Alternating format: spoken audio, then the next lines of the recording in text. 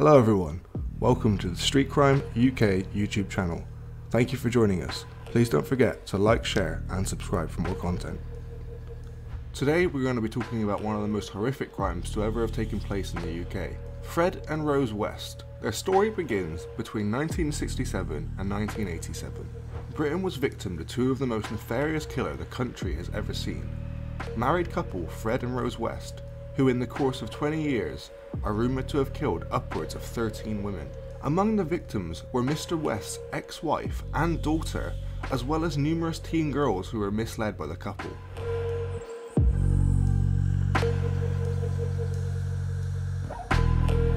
Frederick Walter Stephen West was born on the 29th of September 1941, the first of 6 surviving children to the West family, in Much Marcle, Herefordshire. Born to a family of poor farm workers in a small community, Mr. West's family were said to be a close-knit and protected bunch and would always look after one another. In particular, he was close with his mother, who took a preference for him over his 2 brothers and 3 sisters. Spending his youth at Moorcote Cottage on Moorcote Farm, where his father worked as a labourer, the 6 children were expected to help their parents with farm work. The boys had hunting and harvesting, while the girls foraged fruit and hops. The entirety of the Mr. West family had a strong, self-dependent work ethic as a result. This can take the form of either a burglary or a robbery, the difference in English and Welsh law being that a robbery uses force, which means that some of the heists commonly known as robbery were actually burglaries. The Brinksmat robbery occurred at the heat. Mr. West was not a bright student, being more skilled at manual labour, to such a point that at the age of 15 he dropped out of school and pursued farm labouring, instead of on the same farm as his father. At this time he also frequented the Ledbury Youth Club, in which he soon got a reputation for aggressively objectifying and harassing young girls, sexually assaulting them on numerous occasions. He reportedly sexually assaulted a girl who rejected his advances at a dance, and he once apparently deliberately rode his motorcycle at another young woman in the village. Girls that accepted these advances described Mr. West's performance as unsatisfying, working only to his own gratification. It is often argued that certain serial killers are unable to perform well sexually, which can push them towards committing their crimes, as they develop a hatred for women due to their insecurities. Among other factors, however, in this case, use the argument that can be made that Mr. West's affinity with young girls and his depreciation of the female gender in general, even as a child, as we see here, made his actions not an action of sexual insecurity, but one for his own pleasure, demonstrating the unhinged nature of the man's mind. While it was undeniable that Mr. West had shown his true nature in his youth, it arguably escalated following a motorcycle accident shortly after his 17th birthday, which left him comatose for a week with serious head injuries. A metal plate was placed in his head that may have affected his behaviour and impulse control, according to some experts, offering a possible explanation for the escalation in Mr. West's deviant behaviour. 2 years later, Fred suffered a further head injury when a girl he groped on a fire escape outside the youth club punched him, sending him falling 2 floors. In June of 1961, Fred was accused of raping and impregnating a 13-year-old family friend. Arrested the same month, Fred freely admitted to the police he had been molesting young girls since his early teens, and he asked them, "Doesn't everybody do it?" He escaped a jail sentence as it was claimed that he was suffering fits as a result of his head trauma, but he was convicted of child molestation. At the age of 21, Fred West reconnected with a childhood girlfriend, Glaswegian Catherine Rena Bernadette Costello, who at the time was pregnant with another man's child. The two married in Ledbury on the 17th of November, unbeknownst to the West family, the sole guest being Fred's younger brother John. The couple initially lived in Fred's aunt's home, and then moved to Coatbridge, where Fred worked as an ice cream van driver. Rena's daughter Charmaine was born in March on 1963, and Mr. West willingly accepted her as his own. Shortly thereafter, the couple relocated to Savoy Street in the Bridgetown district of Glasgow. In July of 1964, Rena bore Fred a daughter, Anne-Marie. It is said that Mr. West was extremely strict on his children and often grew violent against his family, even Charmaine, who was still a toddler at the time. He is also reported to have begun sexually abusing Charmaine and to have encouraged Rena to turn to prostitution to supplement his measly income. He also cheated regularly on his wife, one of his mistresses being 16-year-old Anne McFall, whom Fred had promised to marry. Following the family's moving to Gloucester and the deterioration of his marriage, following which Rena returned to Scotland, McFall became a nanny to the two children whilst Mr. West worked. In July of 1967, McFall, aged 19 and 8 months pregnant with Fred's child, vanished. Her dismembered remains were found buried at the edge of a cornfield between Muchmarcle, Mr. West's hometown, and Kempley in June 1994. Though never officially confirmed, it is thought that Fred claimed responsibility for the young girl's death. For a time, Rena, Mr. West's wife, returned to help with the children, but only a year later she left the children alone with him again. It was reported that in these times, when Mr. West had no women around, he gave the two girls to social services to look after, getting them back only after he met Rose. Rosemary Pauline West, maiden name Letts, was born on the 29th of November 1953, the fifth of the seven to a large and very poor family. Her father was in the Navy, though he had to leave to take care of her mother, who suffered extreme postnatal depression. Rose's childhood was anything but peaceful with her parents. The Letts were described as a dysfunctional family that didn't fit into the community, and the children were never allowed to play outside. And this did not come without reason. In fear of violence from Bill, Daisy developed an obsession with keeping the house clean, to such an extent that the children weren't allowed out in case they got dirty. The mother of the 7 children was treated for her extreme depression using electroconvulsive therapy during her pregnancy with Rose. Her last round of treatment was in fact administered the day before the birth of Rosemary, which criminal psychologist Dr. David Holmes suggests would have impacted her brain development, as the latest point of pregnancy is often the most critical in developing empathy and a conscience. Daisy's excessive and severe mental health problems likely played a part in Miss West's own mental illness, and the stressors she underwent in the womb, both through the therapy and through the mental torment of her mother at the time, has been suggested as a key cause for the deranged mental state Rose carried into adulthood. Bill Letts, a drunk with no acclimation to civilian life, made Rose's childhood anything but peaceful. The family lived in intense fear of their patriarch and former neighbour Gil Job, who grew up next to Letts' family, and stated she could hear awful screams, shouts and banging during their time in close proximity. Bill Letts lost his status and self-worth, having to return to family life, and he grew to resent his children. He tried to regain his power at home by being regimented with the kids. Jeffrey Wansell, official biographer of Frederick Mr. West, says Letts was a tyrant of a father who made his children clean the carpet with toothbrushes. Bill's violent and unpredictable nature can largely be attributed to his mental illness. He was diagnosed as paranoid schizophrenic as a teenager, but never disclosed this to his family and didn't get treatment, likely heightening his issues tenfold through stress and massive change from his structured lifestyle in the Navy. Amid an atmosphere of fear, Rose became reclusive and disengaged, and Letts exploited this massively to abuse her vulnerable nature. Throughout her childhood, he sexually abused his daughter, paving the pathway for abusive and unhealthy relationships and coping mechanisms in the future. In adulthood, with Fred's blessing, the incestuous relationship continued, and Rose, unable to face her childhood, often described it in a positive manner and portrayed her parents as protective and loving, demonstrating the effect said abuse had on her mental state.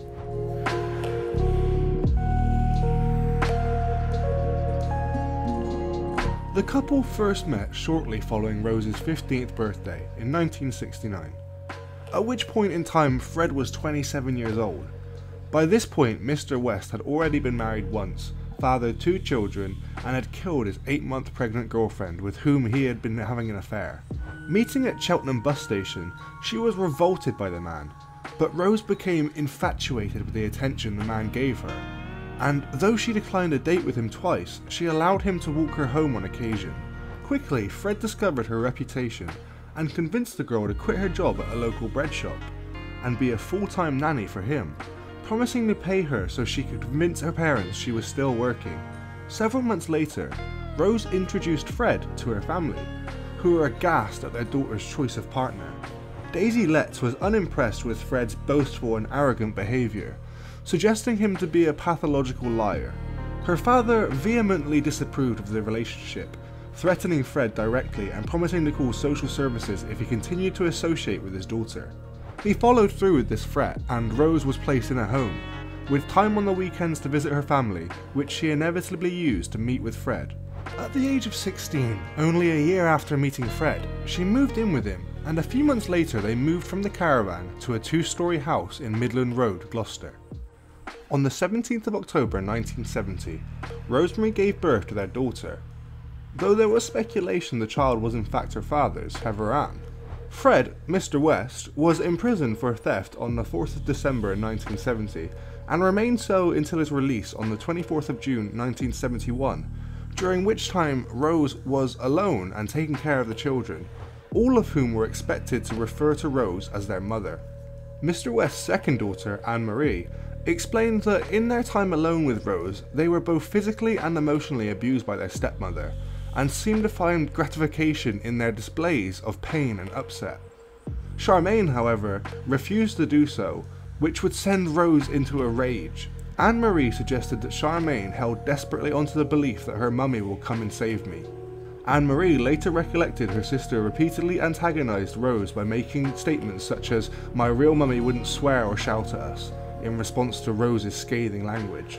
A childhood friend of Charmaine's named Tracy Giles, who had lived in the upper flat of Midland Road, would later recollect an incident in which she had entered Mr. West's flat unannounced only to see Charmaine naked, standing upon a chair and gagged with her hands bound behind her back with a belt, as Rose stood alongside the child with a large wooden spoon in her hand, truly demonstrating the extent of the sadistic abuse the young girls were victim to.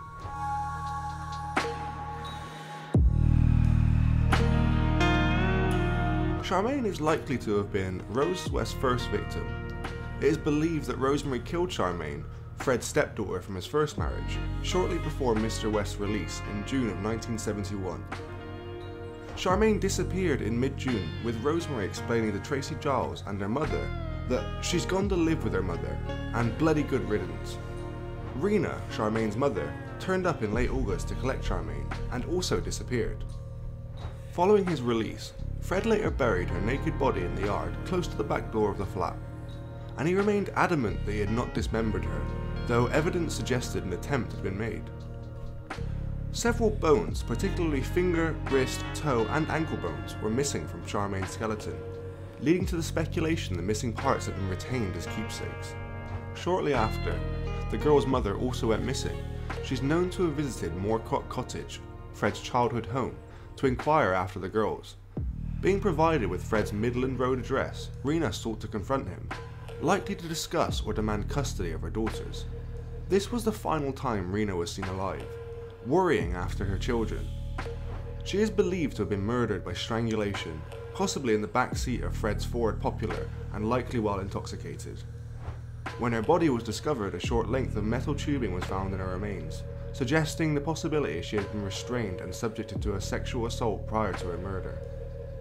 Rena's body was extensively dismembered, placed into plastic bags and buried close to a cluster of trees known as Yew Tree Coppice, a letterbox field about 1 mile from Muchmarcle. On the 29th of January 1972, Fred and Rosemary West married in Gloucester. On the 1st of June that year, Rosemary gave birth to their second daughter, May. Around this time, Mr. West encouraged his wife into prostitution. Fred encouraged Rose to seek clients in Gloucester's West Indian community. In addition to her prostitution, Rose engaged in casual sex with both female and male lodgers within her household, and also with individuals Fred encountered via his work, with Fred himself also joining in on occasion with 2 women. To many of the women, it became apparent that Rose and her husband took particular pleasure from seeking to take women beyond their sexual limits, typically via sessions involving bondage, as the Wests openly admitted to taking a particular pleasure from any form of sex involving a strong measure of dominance, pain and violence. Rosemary eventually had 7 children, 3 of whom were mixed race. Fred willingly accepted these children as his own and falsely informed them the reason for their skin colour being darker than that of their siblings was because his great-grandmother was a black woman. Needing a bigger house, the family moved to 25 Cromwell Street, where Mr. West converted the upper floor to bedsits to make money. Rose's room, the room Rosemary used for prostitution, had peepholes so he could watch. He often carried a baby monitor so that he could watch from anywhere in the house, and a red light outside the door for warning the children when not to enter because she was busy. Like Mr. West, Rosemary came from a family where incest was common, and her father would often take advantage of her promiscuity to engage in sexual relations with his daughter. This would happen with Mr. West's permission. The West's children were often victims of physical abuse, primarily from Rose. From the age of 7 they were given extensive chores, and in the event they were not completed, physical violence was used as a punishment.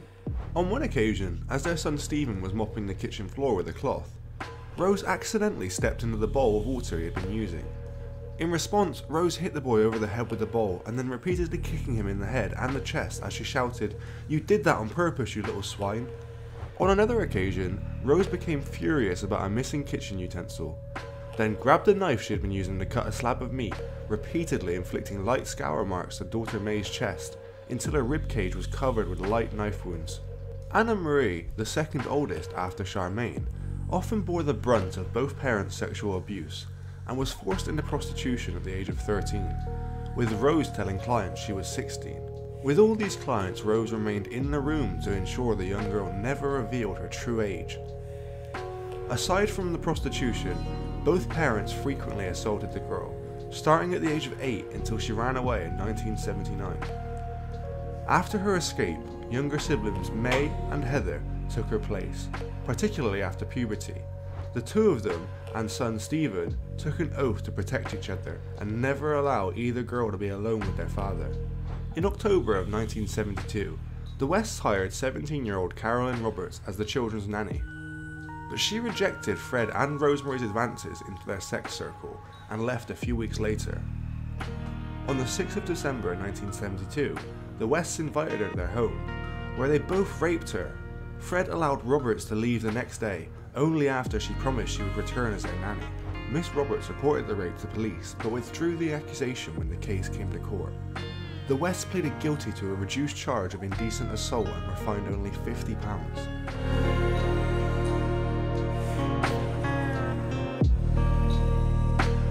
While it is now thought the Wests committed at least one murder before the fact, it was after the assault charge that the Wests officially began their murder spree and terrorising of young women. Between the years of 1973 and 1979, the couple killed a further 8 people, as well as their daughter Heather in 1982. The first of their victims in this time was 19-year-old Linda Goff. The young girl had become acquainted with Fred and Rose West through a male lodger in the early 1973. Miss Goff regularly visited and engaged in affairs with 2 male lodgers at Cromwell House, and on the 19th of April, she moved into their home on Cromwell Street. Only a day or so later, on or about 20th of April, other tenants were told that she had been told to leave the household after she had hit one of their children. Following her disappearance, Miss Goff's mother called to visit, and Rosemary was wearing Miss Goff's clothes, and she told her that she had moved in order to work in Weston-super-Mare. When her dismembered body was found, the jewel was completely wrapped in adhesive and surgical tape to silence her in their torture, and 2 small tubes had likely been inserted into her nasal cavities to allow breathing. Miss Goff had likely been suspended from holes carved into the wooden beams supporting the ceiling of the cellar, which Fred later admitted that he had devised for the purpose of suspending his victims' bodies. The girl likely died of either strangulation or suffocation. Her dismembered body, missing several bones, was buried in an inspection pit beneath the garage. Next in the list of murders was 15-year-old Carol Ann Cooper, who was abducted on the 10th of November 1973. Cooper was abducted after spending the evening at a cinema with her boyfriend. She lived in the Pines Children Home in Worcester.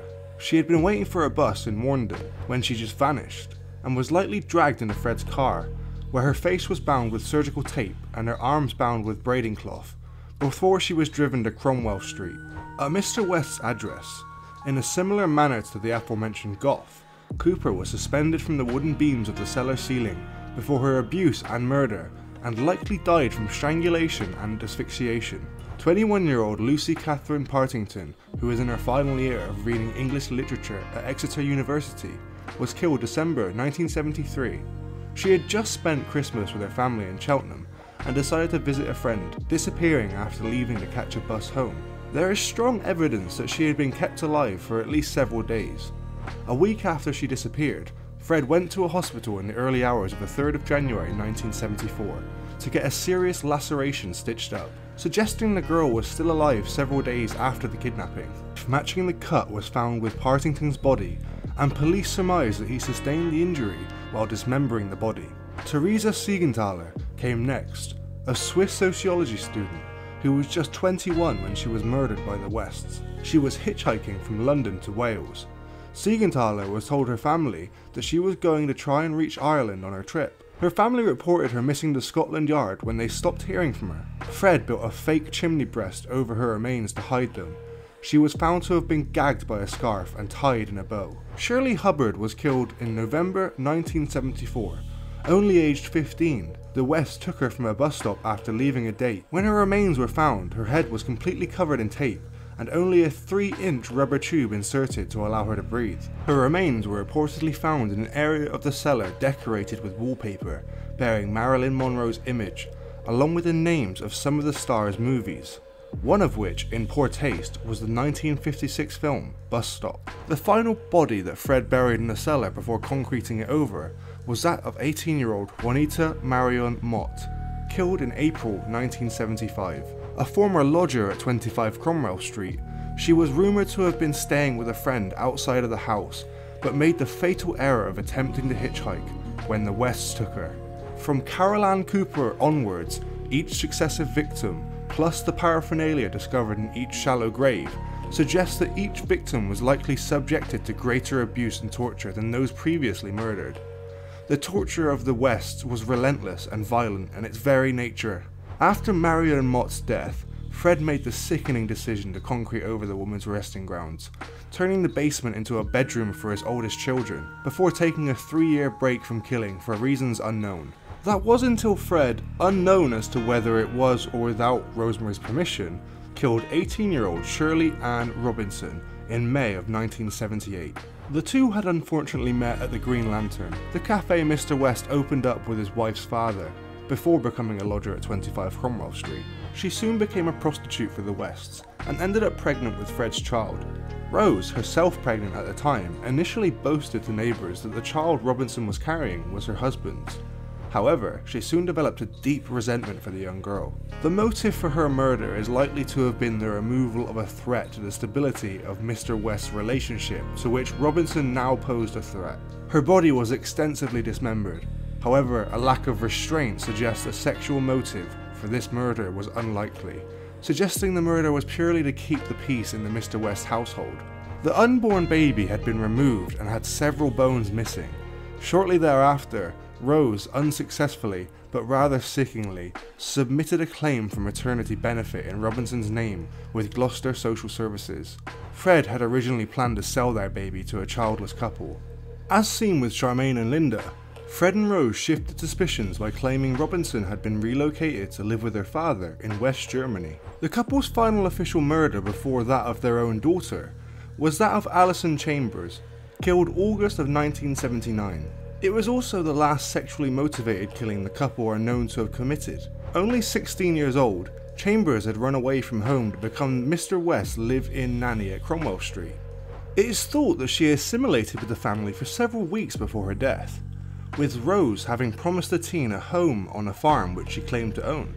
Her body was also buried in the garden of Cromwell Street, like Robinson, close to the bathroom wall, and although Chambers was likely dismembered, her skeleton was not marked by striations as the earlier victims' bodies had been. In order not to raise suspicion, Rose posted a letter written by the girl before her untimely death to her mother to appear as though she had not disappeared to the family.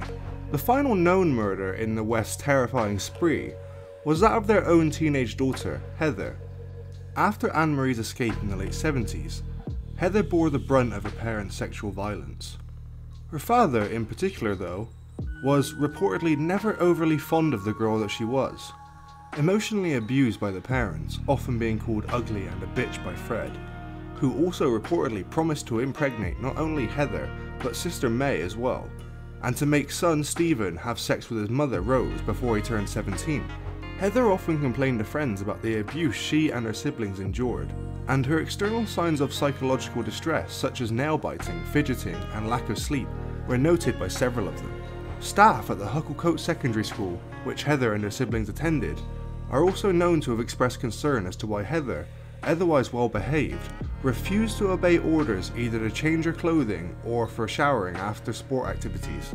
On one occasion she was forced to take a shower, resulting in her peers and staff noting her arms, legs and torso were covered in welts and bruises in various stages of healing. Heather stated that these injuries have been obtained in fights with her siblings, but confided in one close friend that they had been inflicted by her parents, adding that her mother considered her a little bitch who deserved her beatings. By the mid-1980s, rumours of Rose's sex life had reached several of the children's classmates, and Heather made the possibly life-threatening decision to confide in her friends that many of these rumours were in fact true. The father of one of these classmates was a friend of Mr. West. As such, word soon reached Fred and Rose that Heather had divulged details of their home life, including details of her mother's promiscuity to her classmates. Fred was so concerned by these revelations that he began to escort Heather to and from school until her graduation in 1986. At this time, the teen applied for many jobs to get away from Cromwell Street, having set her hopes of escaping on a job in Torquay. When she was declined from this position, she reportedly loudly cried herself to sleep for the night, and the next day, the others returned from school to find her gone. Both parents lied, suggesting she had ran away with a lesbian lover to Torquay, and said the police could not be contacted because Heather was involved with credit card fraud. Fred occasionally jokingly threatened the children that they would end up under the patio like Heather if they either misbehaved or divulged the mistreatment they endured to anyone outside the household. With Rose's approval, he later constructed a barbecue pit immediately opposite where Heather had been buried. He placed a pine table on her grave for the children of the family to sit upon whenever the Wests held family gatherings at the garden. On the 25th of June in 2006, and in a joint operation with local police, 4 British men were arrested at a shopping centre in Morocco's capital, Rabat, after a 3-month-long investigation. These inquiries culminated in a search warrant being issued to excavate the West's garden in February of 1994. Heather was the turning point and the undoing in Mr. West's lies.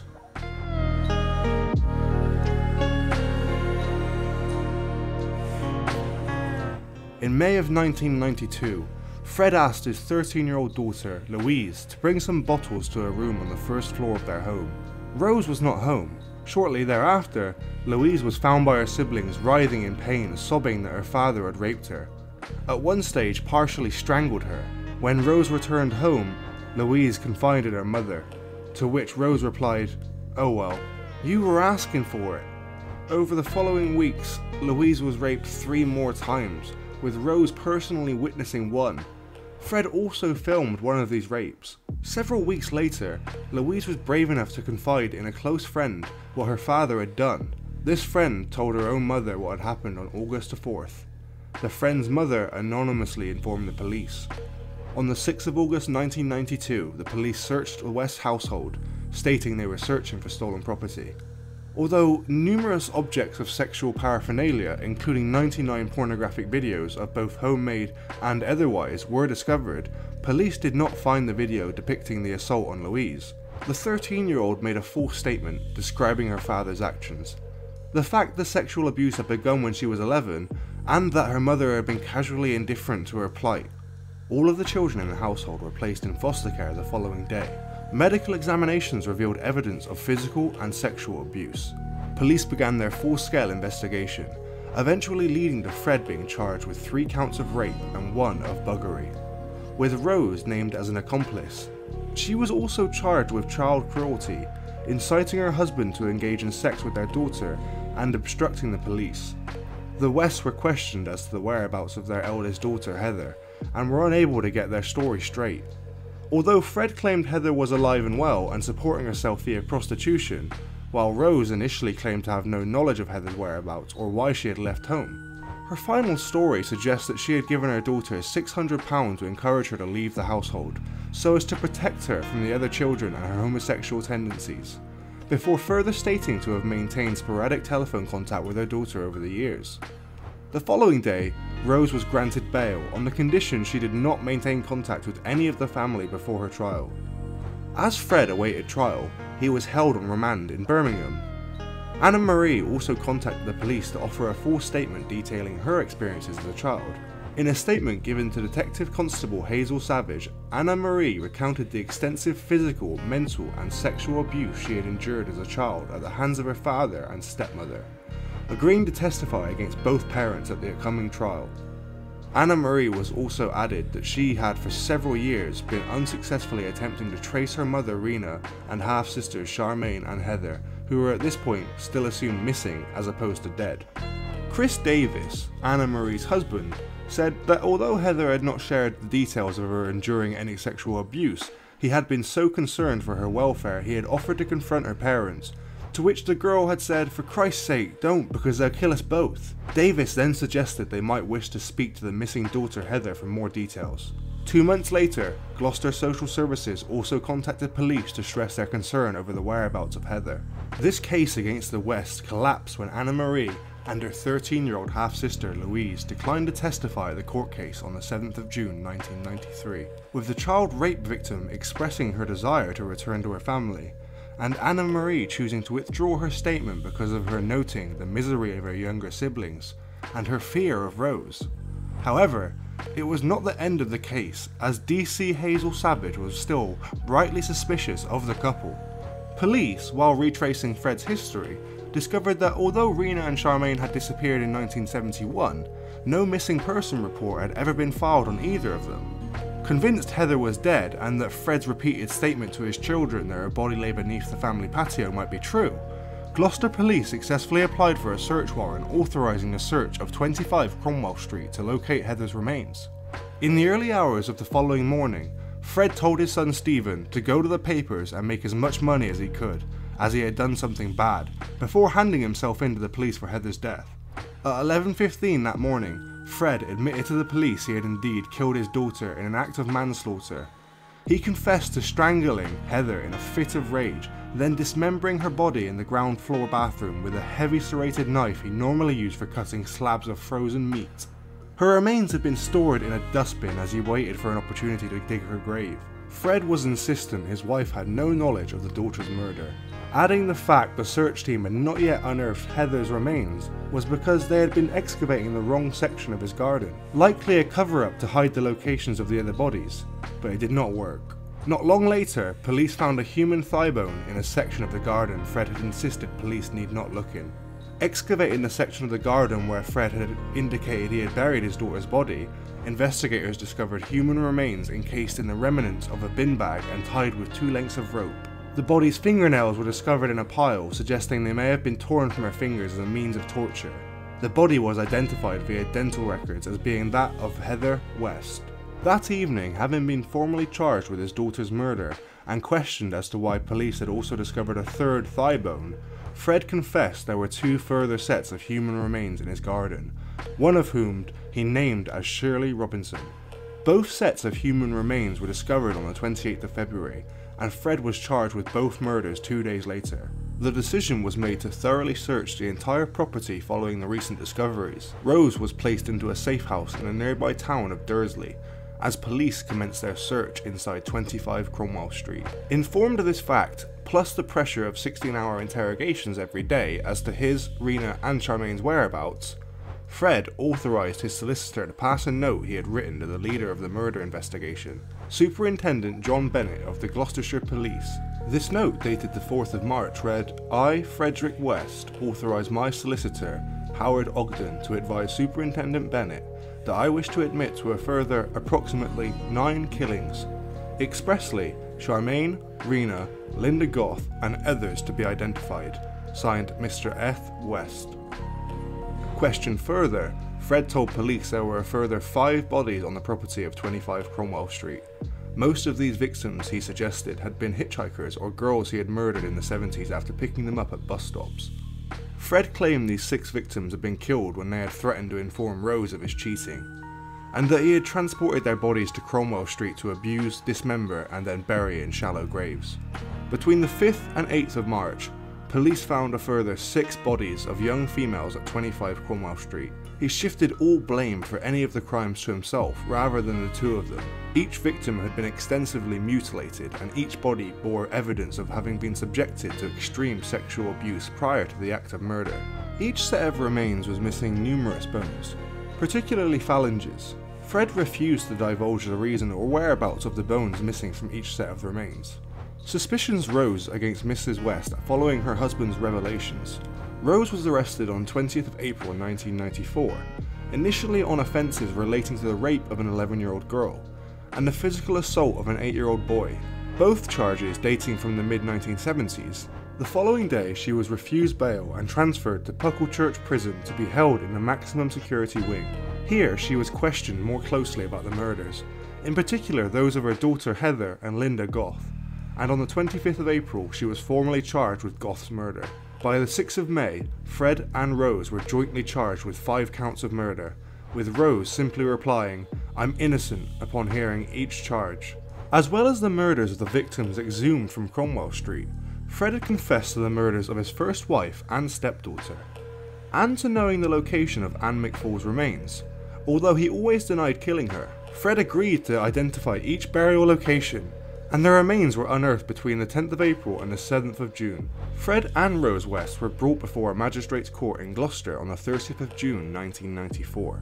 He was charged with 11 murders and she was charged with 9. This was the first time the couple had seen each other since Fred's February arrest. Prior to hearing the formal charges against them, Fred leaned toward his wife and gently placed his hand upon her shoulder, which she physically rejected. Both were ordered held on remand. As police attempted to lead Fred from the hearing, he resisted their efforts and again attempted to move towards Rose, who again winced and attempted to writhe away from his grasp. Immediately after this court appearance, Fred was rearrested on suspicion of murdering Anne McFall, and was formally charged with Anne McFall's murder on the 3rd of July, appearing in court the following morning. Fred had become increasingly depressed in his time in prison, and Rose's public rejection of him at Gloucester Magistrates Court on the 30th of June did not help. Her refusal to reply to letters he sent her, and reports leaked to the press in which she had assumed the role of grieving mother who had lost a daughter and stepdaughter to her husband, and in which she declared both her innocence of murder and her hatred of him, had all made Mr. West not only angry, but resentful of his wife.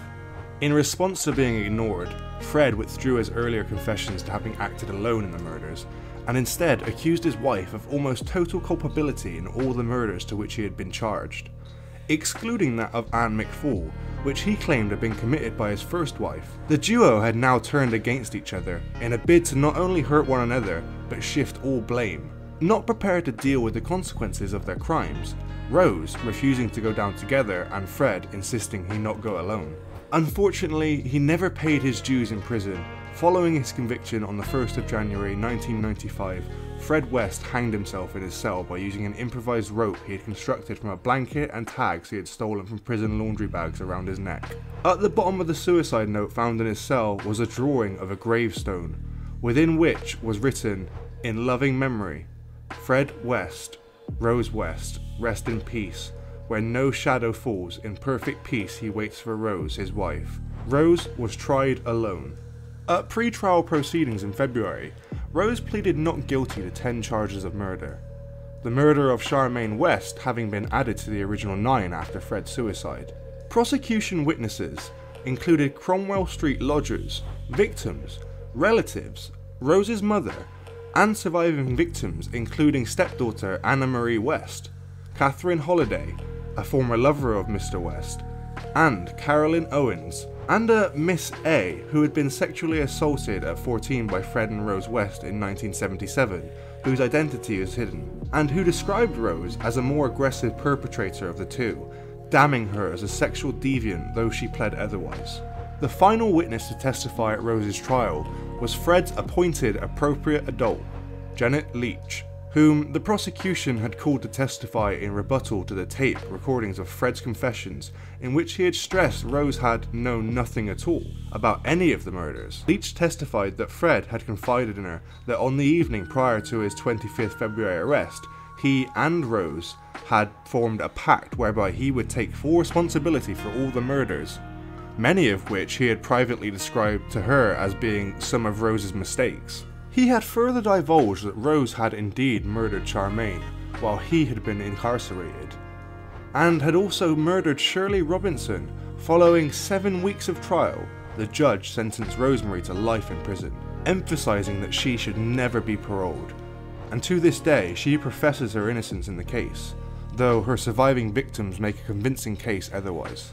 While the case seemed to be over for many years, In the past month, suspicions as to the disappearance of 15-year-old Mary Bastholm has been theorised to be another possible victim of the West, particularly as she was a waitress at a cafe Fred frequented. But to date, no body has been found, while the young girl's boyfriend at the time suggests Mr. West was not responsible. Mr. West's son, Stephen, has said that he firmly believes the missing teenager was an early victim of his father, as Fred had openly boasted of having committed Bastholm's murder whilst on remand. Police were unable to charge Fred with his crime as they had no evidence.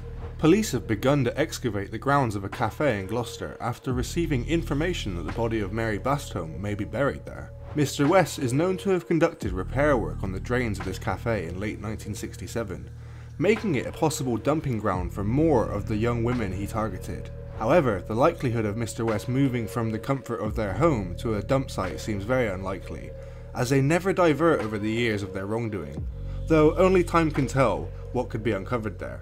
An unfortunate update to the story is that after searching multiple suspicious voids at the cafe, they found no bodies, which is both a relief and also a sad story because we still don't know where Mary is. The crimes committed by Fred and Rose West will never be forgotten about in the UK, and we are still discovering the crimes they committed together to this day.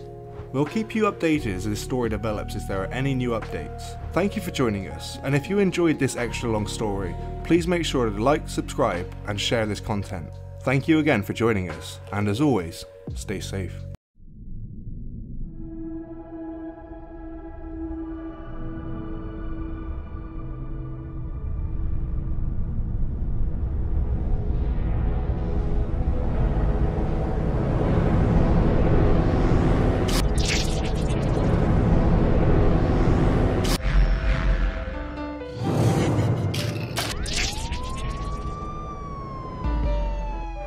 Hello and welcome to the Street Crime UK YouTube channel. Please don't forget to like, share, comment and subscribe. Today we take a look at one of the most notorious Scottish gangsters to ever exist in the criminal underworld, and an insight into his time whilst in prison. The story of Jonathan Kelly. Am I doing time or is time doing me? Jonathan Kelly was born in the East End of Glasgow on the 13th of September 1980 to parents Pauline and James Kelly. However, Mr. Kelly was soon parted from his father as he was convicted of murder in 1983. This was of a rival gang member at a party in Easter House. James Kelly was released in 1997, only to be re-arrested in 98 for possession of 2 kilos of heroin, 90 grand, a stun gun, a semi-automatic handgun, silencer, cable ties, balaclava, and of course the local media referred to the setup as an assassin's kit. By some stroke of luck, especially with his history, James Kelly had only got 10 years and spent the first 3 of those years in special units in HMP Shotts and HMP Peterhead. He was released in 2005 and as far as it is known is still at liberty on a life licence. Mr. Kelly's mum Pauline brought him up after his dad's incarceration. Then they moved to the other side of the city to Pollokshields where Mr. Kelly stayed until he was 11. Mr. Kelly does not talk to his father. At school, a young Mr. Kelly was suspended for fighting, being expelled from secondary school for assaulting the head teacher. However, Mr. Kelly still managed to leave school with 7 GCSEs. Mr. Kelly then went to stay with his dad's brother in 1992 to 93 at Sandy in South London, Clapham and Croydon. Mr. Kelly had started to go to Chelsea matches with his big cousin and friends to fight fans of other clubs, West Ham, Spurs and Millwall mainly. Every year at Gay Pride, they battered any gay men they could find, and when Mr. Kelly was at football matches, he ended up mixing with the notorious Chelsea headhunters, who were a well-known hooligan firm, who said that they liked Mr. Kelly's ruthlessness. Mr. Kelly was looked on by them as a man who is most definitely game. In other words, Mr. Kelly was not afraid to get stuck into a dangerous fight. Mr. Kelly was also there for pre-arranged fights with other football firms. There was an awful lot of gay bashing back then, it was not just for fun. The Chelsea headhunters had bitter rivalries with counterparts who had followed other London football teams, such as Arsenal, Millwall, Queen's Park Rangers, Fulham, Tottenham Hotspur and West Ham. There was a lot of widespread racism amongst the gang, and many links to various white supremacist organisations, such as Combat 18 and the National Front, and to northern Mr. Kellyish loyalist paramilitary organisations such as the Ulster Defence Association and the Ulster Volunteer Force. Mr. Kelly left home at 15 because he didn't get on with his mum, who now had a 3-year-old daughter, who was his sister Louise. Mr. Kelly is not close to her. Mr. Kelly then went to a hostel called Hamish Allen Centre and this is where he got involved with the wrong crowd. Mr. Kelly had previously been arrested a few times for assault, but had only gotten fines or community service. His first remand was in Her Majesty's Young Offenders Institution, Longrian, where he was charged with attempted murder in Pollokshields. In March 1997, a fully committed Mr. Kelly had paralysed a guy for hitting his woman, then stabbed him repeatedly with a machete. In May of 1998, Mr. Kelly pleaded guilty, and after 3 weeks of probation reports, he got 3 years probation and 250 hours of community service. The media wrote, "Teenage thug helps a damsel in distress." From his release until 2002, Mr. Kelly was in and out of similar charges, but usually on remand. Mr. Kelly was always found not guilty due to lack of evidence or witnesses being too scared to give evidence. Mr. Kelly's only sentence before this was 15 months for hitting a guy with a chisel. Mr. Kelly's time in YDs was from 1997 to 2001, and he was never out of segregation. This was usually for assaulting other prisoners. Mr. Kelly would use PP9 batteries that weighed about 4.5 ounces and have them wrapped in a sock. He would use chair legs, conduct slashings, and boil hot water to do ruthless scoldings. For this, Mr. Kelly did a lot of time in segregation. Mr. Kelly was moved from HMP Barlinnie segregation on the 8th of February after 15 months, only to be re-arrested for 2 multiple stabbings and armed robbery in April 2002. He pleaded guilty to assault, to cause injury or danger of life, and robbery. Due to a lack of evidence, all the other charges were dropped. Mr. Kelly got 8 years in jail. This was reported on October the 18th, 2002 in the Evening Times. While on remand in HMP Barlinnie, Mr. Kelly told the screws not to put another inmate in his cell or he would be forced to hurt him. They put Mr. Kelly in with a guy 20 years older than him, an Irish guy called Hugh Friel, who was an ex-IRA member. After only a couple of hours of being in the same cell, Mr. Kelly cut his throat and repeatedly slashed and stabbed him. If it hadn't have been for the night prison staff hearing the commotion and running in when they did, he would have died. Mr. Kelly pleaded guilty and got a 5-year consecutive sentence and 5 years extended. He was put back in segregation until he was moved to HMP Kilmarnock in November 2002. This only lasted 3 or 4 months before he brutally assaulted 2 more prisoners. While back in the segregation unit, the officers tried to play mind games and when they could, throw their weight about. So that's when Mr. Kelly started to assault them back. Mr. Kelly attacked 3 prison officers in the space of 3 days. He had taken one of the officers hostage and tried to force them to open another convict's door who had been getting cheeky with Mr. Kelly the night before. Mr. Kelly was going to stab him up badly, however it ended with Mr. Kelly assaulting the officer that he had as a hostage, and then him getting rugby tackled by about 20 screws.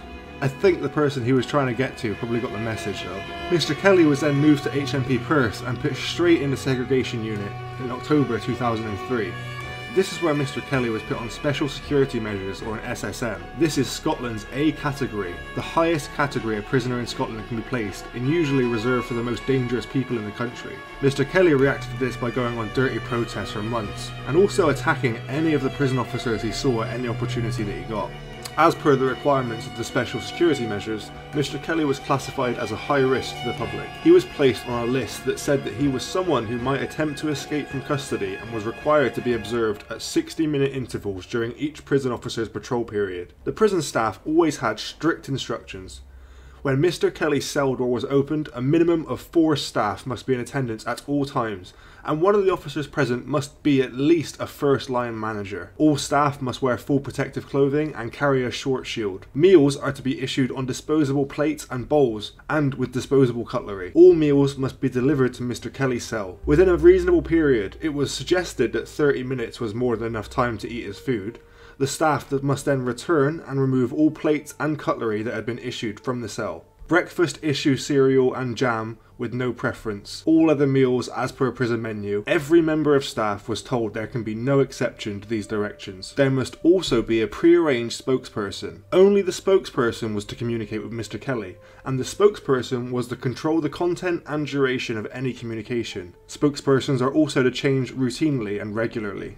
Mr. Kelly was given 5 months, 6 months, 19 months, 4 months and 3 years, which were all to run consecutively for assaults on staff in HMP Shotts, Glenoakhill, Edinburgh, Barlinnie and Addywell. Mr. Kelly was also given 5 years in jail and 5 years extended licence for cutting his cellmate's throat. Mr. Kelly had 7 High Court trials, but only 3 of them had ended with convictions. In May of 2006, Mr. Kelly had stabbed a first-line manager in the eye at HMP Shotts in the segregation unit. The officer was an ex-heavyweight boxer who was notorious in the jail for his violence on prisoners. The officer has since been sacked for another serious assault on a prisoner. In September 2008, Mr. Kelly had again seriously assaulted a prison officer in HMP Barlinnie. The officer, Scott Durnian, was later charged along with 3 other screws for assaulting Mr. Kelly. Scott Durnian was pumped up on steroids and liked to throw his weight about. In the Daily Record on October 26, 2008, an article read, "2 prison officers have been suspended after confidential information was allegedly leaked to a violent inmate. Warden Scott Durnian has been accused of supplying details from a Barlinnie prison computer to knife thug John Kelly. And his boss, Chris Surgener, has also been ordered to stay at home for allegedly failing to stop the leak." In November 2008, Mr. Kelly again stabbed an officer in retaliation for assaulting him, slashing him 4 times in the face and head. This happened in the segregation unit at HMP Kilmarnock. It was done in revenge for what had happened in HMP Barlinnie. In March 2010, Mr. Kelly had again assaulted an officer, coshing him in the face with a plug and throwing a bucket of excrement over another. This was done at HMP Addywell because Mr. Kelly was told before being moved to Addywell once there, he would be put on a main wing, not isolated away. But when Mr. Kelly got there, the governor had refused to allow him on any main wing. In November of 2007, Mr. Kelly had stabbed the segregation pass man in HMP Edinburgh. Mr. Kelly had also gone on another dirty protest that lasted 7 months. It was May 2008 when Mr. Kelly finally came off it. Within that time, Mr. Kelly had absolutely nothing and was fed through a hatch in the door. Before Mr. Kelly was let out of segregation to be in the hall amongst other prisoners, he was segregated from March 2003 to August 2007 solid. Within 15 days of being amongst other prisoners, Mr. Kelly was back in segregation again for 2 assaults on prisoners. He didn't get out of segregation again until November 2010. Since then, Mr. Kelly has been in and out of the segregation unit for alleged intelligence or assaulting other convicts. No charges were brought to the court, and there was always suspicion that Mr. Kelly was involved in something. As of writing this letter, the longest time Mr. Kelly was in the main hall or general population was 5 months without incident. Within that time, Mr. Kelly had no negative reports, and the officers knew to keep away from him. Prisoners know about his reputation, so there is no one willing to take him on, as everyone knew Mr. Kelly would not hesitate to inflict serious damage on them. Mr. Kelly stated he could be out in September 2013 and on licence until 2027, but he would only be released under straight supervision, and if he ever was released, would be managed under multi-agency public protection arrangements, more commonly known as the MAPA. It appears Mr. Kelly was released from custody because his name has made it into the headlines again. A UK national newspaper wrote this about Mr. Kelly in 2020. It was reported that Jonathan Kelly is living the high life in Spain after forging links with major gangsters, sources have revealed. The Machete Man, now aged 40, has been one of Scotland's most wanted men since he went on the run 6 years ago. Mr. Kelly is described as extremely violent on the NSA crime list. Pals had even spread rumours that Mr. Kelly of Drumchapel, Glasgow, was in fact dead in a bid to keep him one step ahead of the police in the UK. But insiders claim the violent thug, who was last seen in September 2014, was smuggled out of the country and is now mixing with crime bosses at luxury hotspots on the Costa del Sol. A gangland source said that it's one thing to get out of the country and hide, but to stay hidden for 6 years isn't easily done. It just shows the serious connections that Mr. Kelly has made over in Spain and in the criminal underworld. He's been well looked after and protected. Mr. Kelly received sentences in excess of 16 years for a series of attacks between 2002 and 2010, including one with a machete that left his victim paralysed. But Mr. Kelly had broken his very strict bail conditions and had fled the country shortly after being released from Low Moss Prison in Bishopsbriggs near Glasgow in 2014. He now faces 10 more years behind bars if caught. But insiders claim Mr. Kelly has indicated he will never return to Scotland and plans to stay at his Spanish hideout. The source added that he knows if he's caught he's going back to jail for a long stretch, so he'll not come home. That's why the rumour was spread that he was dead, so that police would stop looking for him. Mr. Kelly remains on the National Crime Agency's most wanted list, where he is described as extremely violent. Mr. Kelly is also said to pose a high risk to police and the public. Police Scotland vowed to continue their hunt for Kelly. A spokesman said that he has been unlawfully at large for 6 years after being seen following his release from prison. His licence was revoked after he failed to comply with imposed conditions. What are your opinions on the crime committed by Mr. Kelly? If you were put in a situation like Mr. Kelly's, would you go on the run from the police, leave your old life behind, all your family and friends, or would you hand yourself in to do your time and end up back in the segregation unit alone for years, possibly to never be released? Let us know what you think in the comments down below, and until next time, stay safe. Hello and welcome to the Street Crime UK YouTube channel. please don't forget to like, share and subscribe for more content. Today we look at one of the most ruthless and undisputed fighters to ever exist in the UK criminal underworld. On the surface, Leonard John McLean made his name in the 60s as nothing but another poor boy growing up in harsh social eco-demographics, another faceless man in the gritty streets of the East End of London.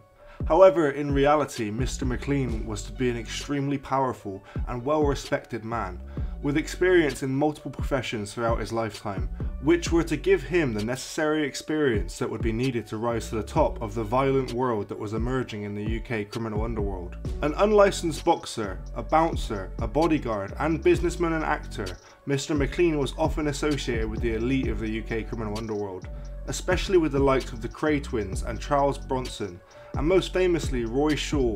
Lenny McLean was one of Britain's most infamous gangsters and everybody knew not to mess with him. Mr. McLean quickly became known worldwide as a very large and extremely dangerous man. Mr. McLean was well known for continuously doing whatever it took to live up to the infamous title as the undisputed King of the Cobbles.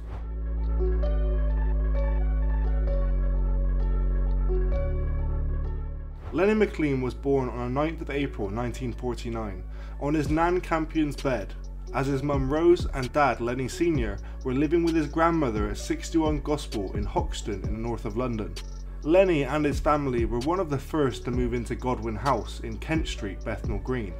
Lenny had grown up with his brothers and sisters Linda, Barry, Lorraine and Raymond. It was hardly the highest of societies.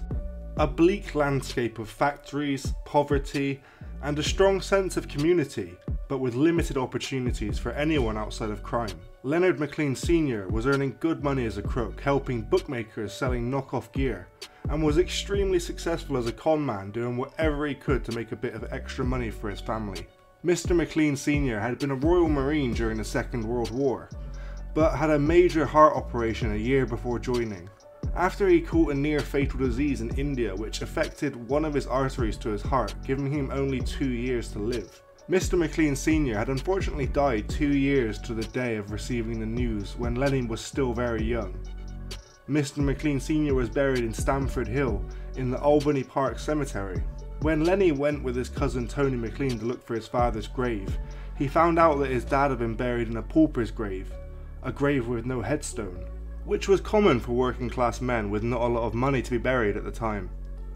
His mother Rose, being a very attractive woman and now left alone to raise a family, had tried her best to raise the family alone, but during this time there was not a lot of support for a single mother who had been left alone to raise a family, but she did her best. However, as time went by, one man in particular was helping out a lot, and he'd been starting to make advances toward Rose for quite some time. Well, eventually Rose gave in and things started to get serious. Rose eventually brought this man home and introduced him as Uncle Jim, and said that Uncle Jim would be helping out now and looking after everyone. Although everyone was wary at first, he soon brought everyone gifts and was always playing games, and was to begin with at least a nice new addition to the family. However, things were about to change.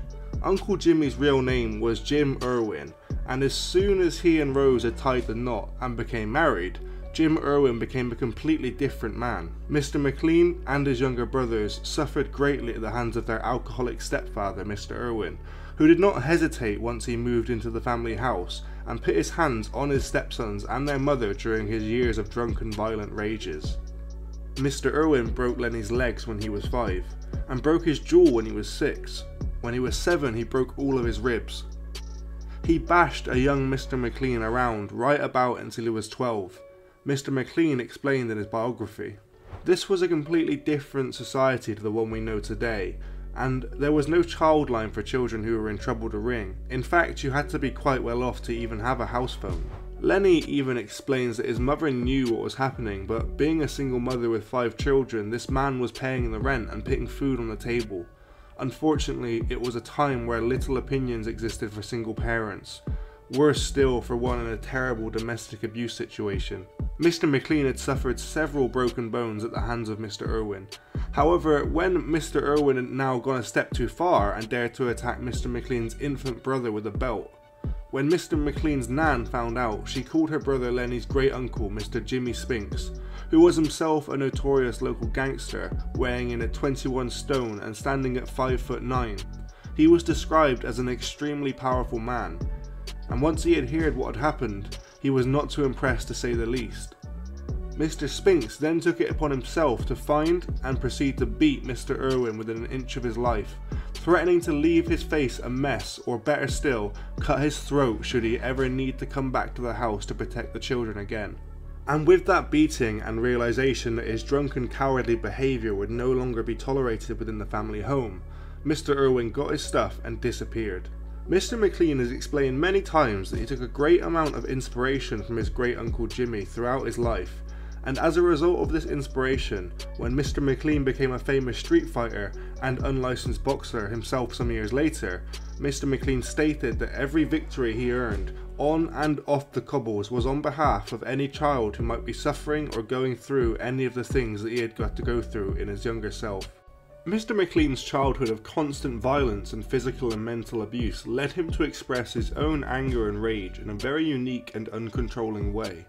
When Mr. McLean had lost his temper, he became unstoppable, which would often result in several men having to come together in an attempt to hold him back, gaining Mr. McLean the nickname 10 Men Len, due to the number of men it usually took to be able to restrain him.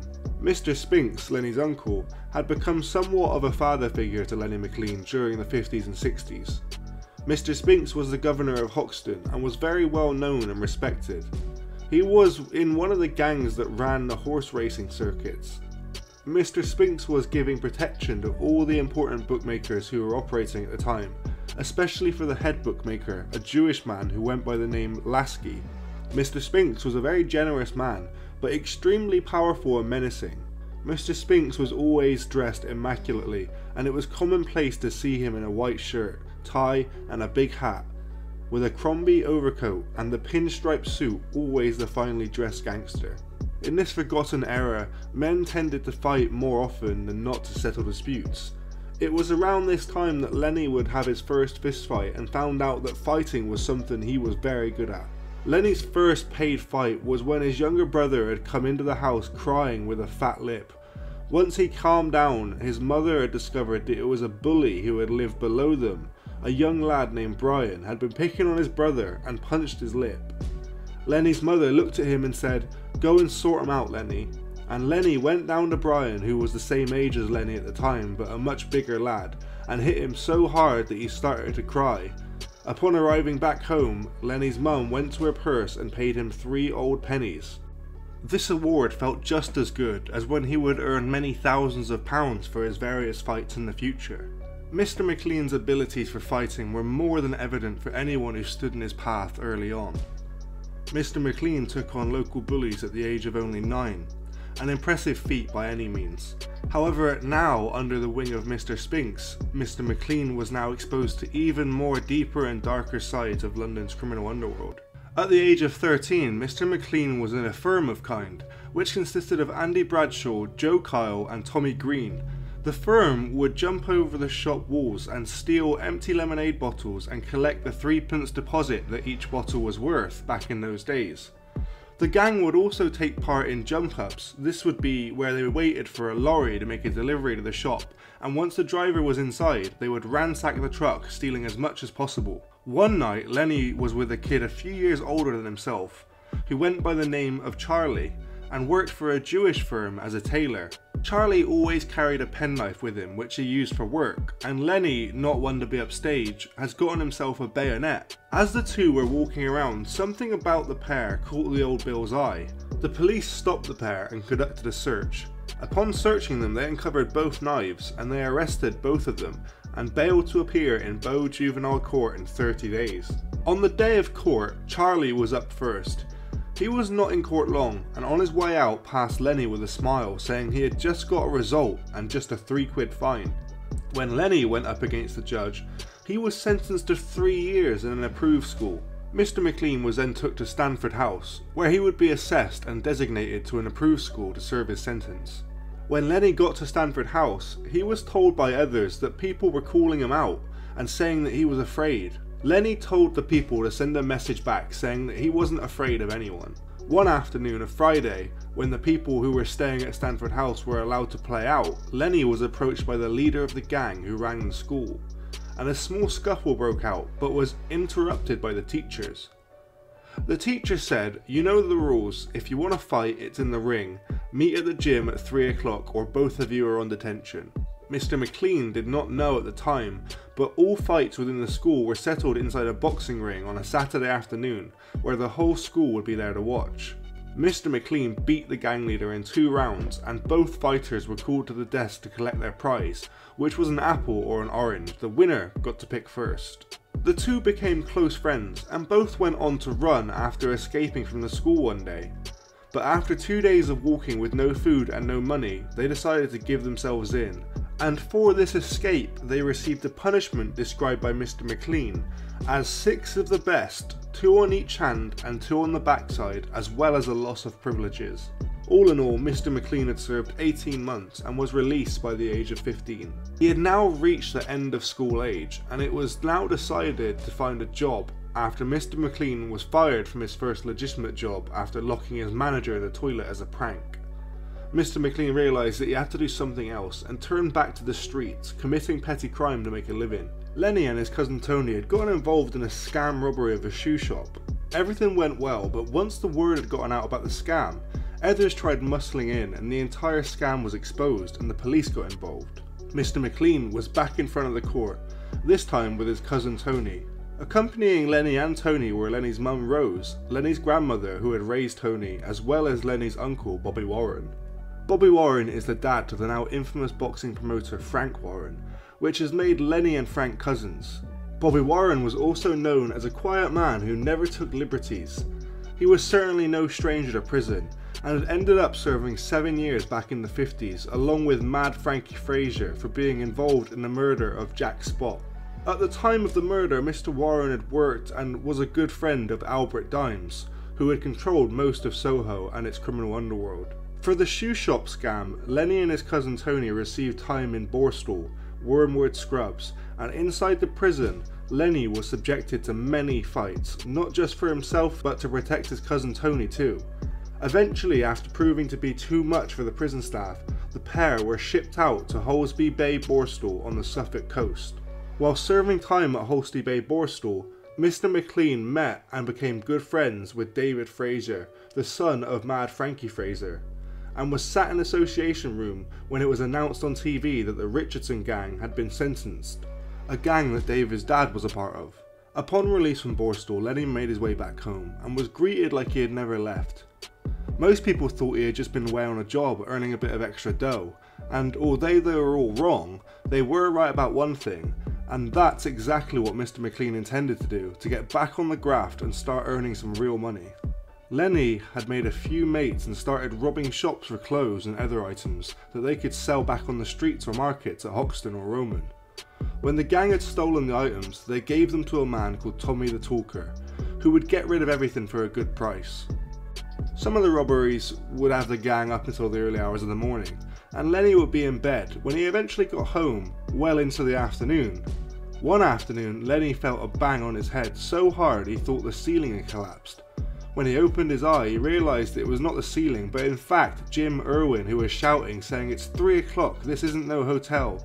Now at this point, Mr. McLean was a big lad, and already had a lot of fighting experience, beating up half the bouncers on the West End. So this was a big mistake, and Lenny got up and beat Mr. Irwin up. And Mr. McLean says in his autobiography that if the room hadn't been bigger, his mum had not come running upstairs, he would have seriously hurt Mr. Irwin that day.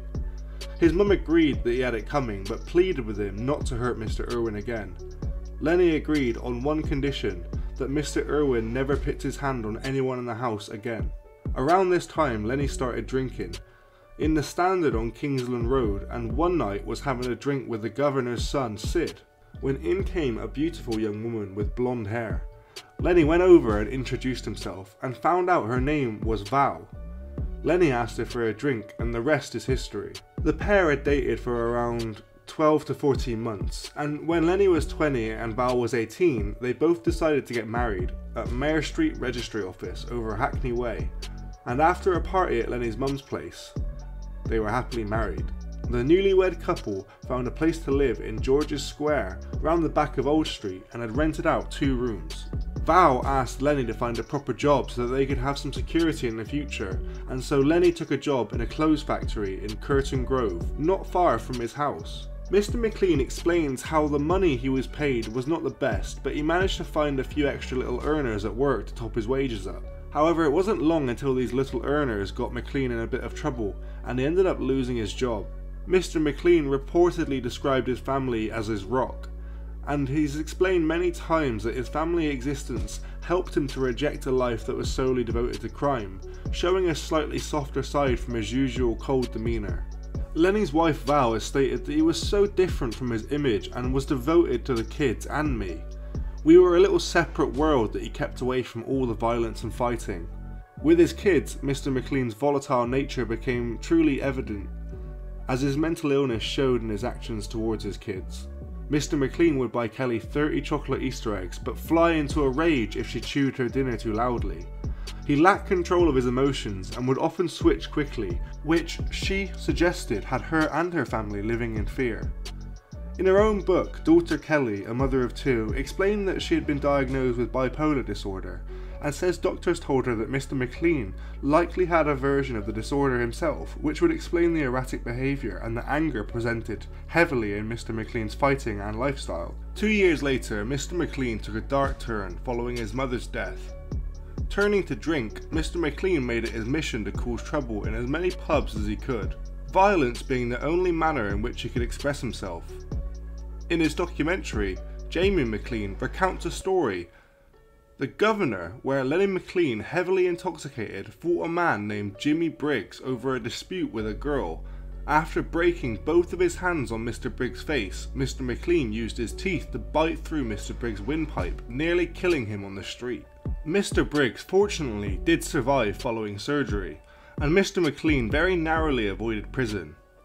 The sheer strength and rage Mr. McLean possessed could not be more clearly displayed than through this story, truly showing how he earned the title the toughest man in Britain and the undisputed king of the cobbles. Following this incident, Mr. McLean decided to stop drinking, instead using his strength and skills for security work in the busy London nightclubs.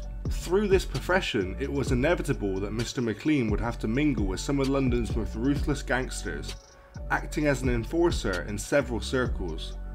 Following his retirement from fighting, these circles included those of celebrity and criminal underworld. It wasn't until Mr. McLean was 26, however, that he was introduced to fighting.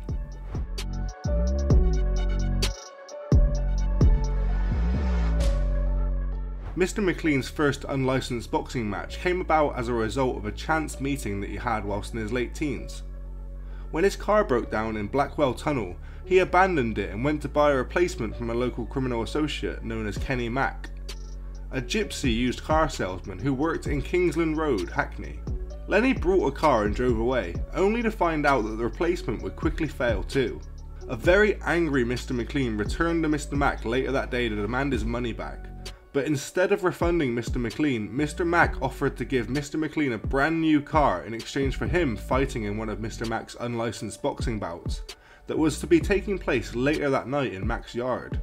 Mr. McLean's immeasurable strength was too much for his opponent, who it was reported had lasted less than a minute against Lenny, earning Mr. McLean £500 cash and a new car, a considerable prize at the time. Soon thereafter this first fight, Mr. Mack and Mr. McLean became friends, with Mr. Mack acting as Mr. McLean's manager on several occasions in future fights. When Frank Warren formed the National Boxing Council in the 1970s, it allowed the toughest underground fighters in Britain an opportunity to compete legally. However, Lenny was Frank's cousin, and in recent years Mr. Warren has spoken extensively that in his eyes Mr. McLean was a terrible bully, even though Lenny gave Mr. Warren his first chance to promote a fight, and most probably gave a young Mr. Warren a considerable amount of protection in a very violent and unpredictable world.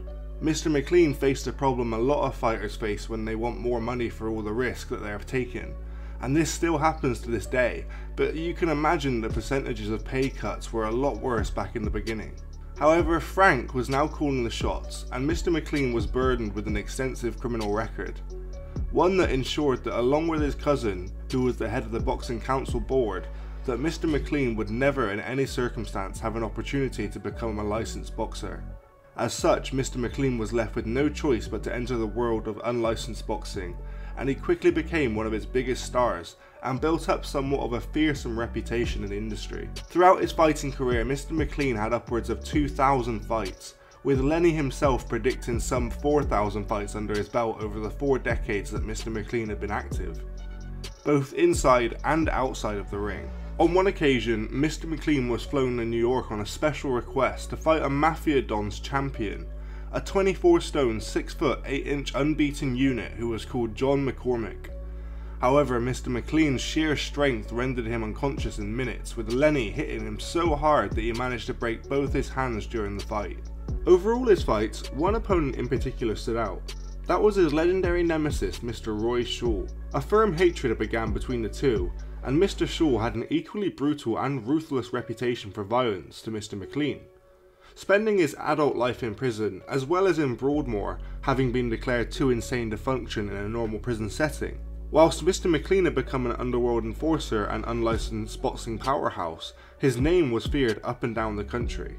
Mr. McLean's reputation for being a psychopath only furthered his career, referring to himself as the Governor, a name which ironically Lenny McLean's stepfather had also used. A fact which was like a red rag to a bull to Mr. McLean, using both these factors to build a reputation for himself into the undisputed king of the cobbles. For Mr. McLean, as soon as Mr. Shaw was released from prison, he would become an obvious foe, and for Mr. Shaw, if he wanted the title as the hardest man in Britain, well, he had to beat Mr. McLean to claim the title. In their first meeting, Mr. McLean was woefully unprepared for what came from an older and more skilled fighter, Roy the Mean Machine Shaw, and lost quickly to Mr. Shaw in his first fight, but was hasty to arrange a rematch. But this time things would be a lot different. Lenny had now realised that his anger and brute strength was not always going to be enough in a fight, and he would now have to actually train for a fight, something Lenny had never done. It now became clear to Mr. McLean that if he trained, he could be an even better version of himself. In the rematch, Mr. McLean was a completely different fighter and destroyed his opponent, this time having actually trained for his fight in a makeshift gym. Lenny, at one point, hit his opponent so hard that in the second round Mr. McLean had knocked Mr. Shaw completely out of the ring, disqualifying Mr. Shaw almost immediately. In their third match, Mr. Shaw hardly stood a chance against the now well-trained and very well adapted to a new style of fighting Mr. McLean, who did not hesitate to exhibit his newfound strength that he could come to be known for against his old enemy Roy Shaw. As a nearly unconscious Mr. Shaw was helped to his feet, Mr. McLean could be heard shouting from the ring, "I'm the Governor," taking Mr. Shaw's nickname. The name is the one only given to the best fighter in the UK. Lenny was the Governor and never lost the title.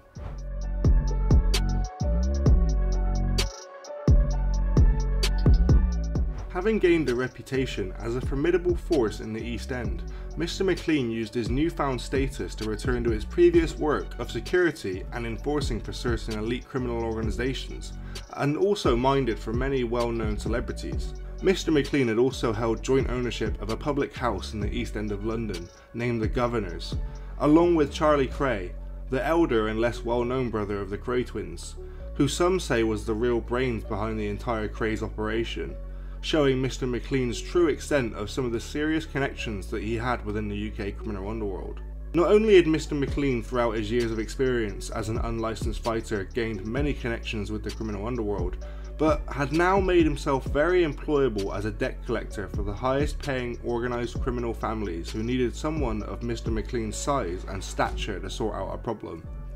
According to Mr. McLean's autobiography, his name was also quite useful for the smooth progress of various criminal dealings within the UK, as everyone knew if Lenny was involved, there was no messing about. It was also reported that he used to be used by members of the Provisional Irish Republican Army and the Mafia when they were doing business with criminals in the UK.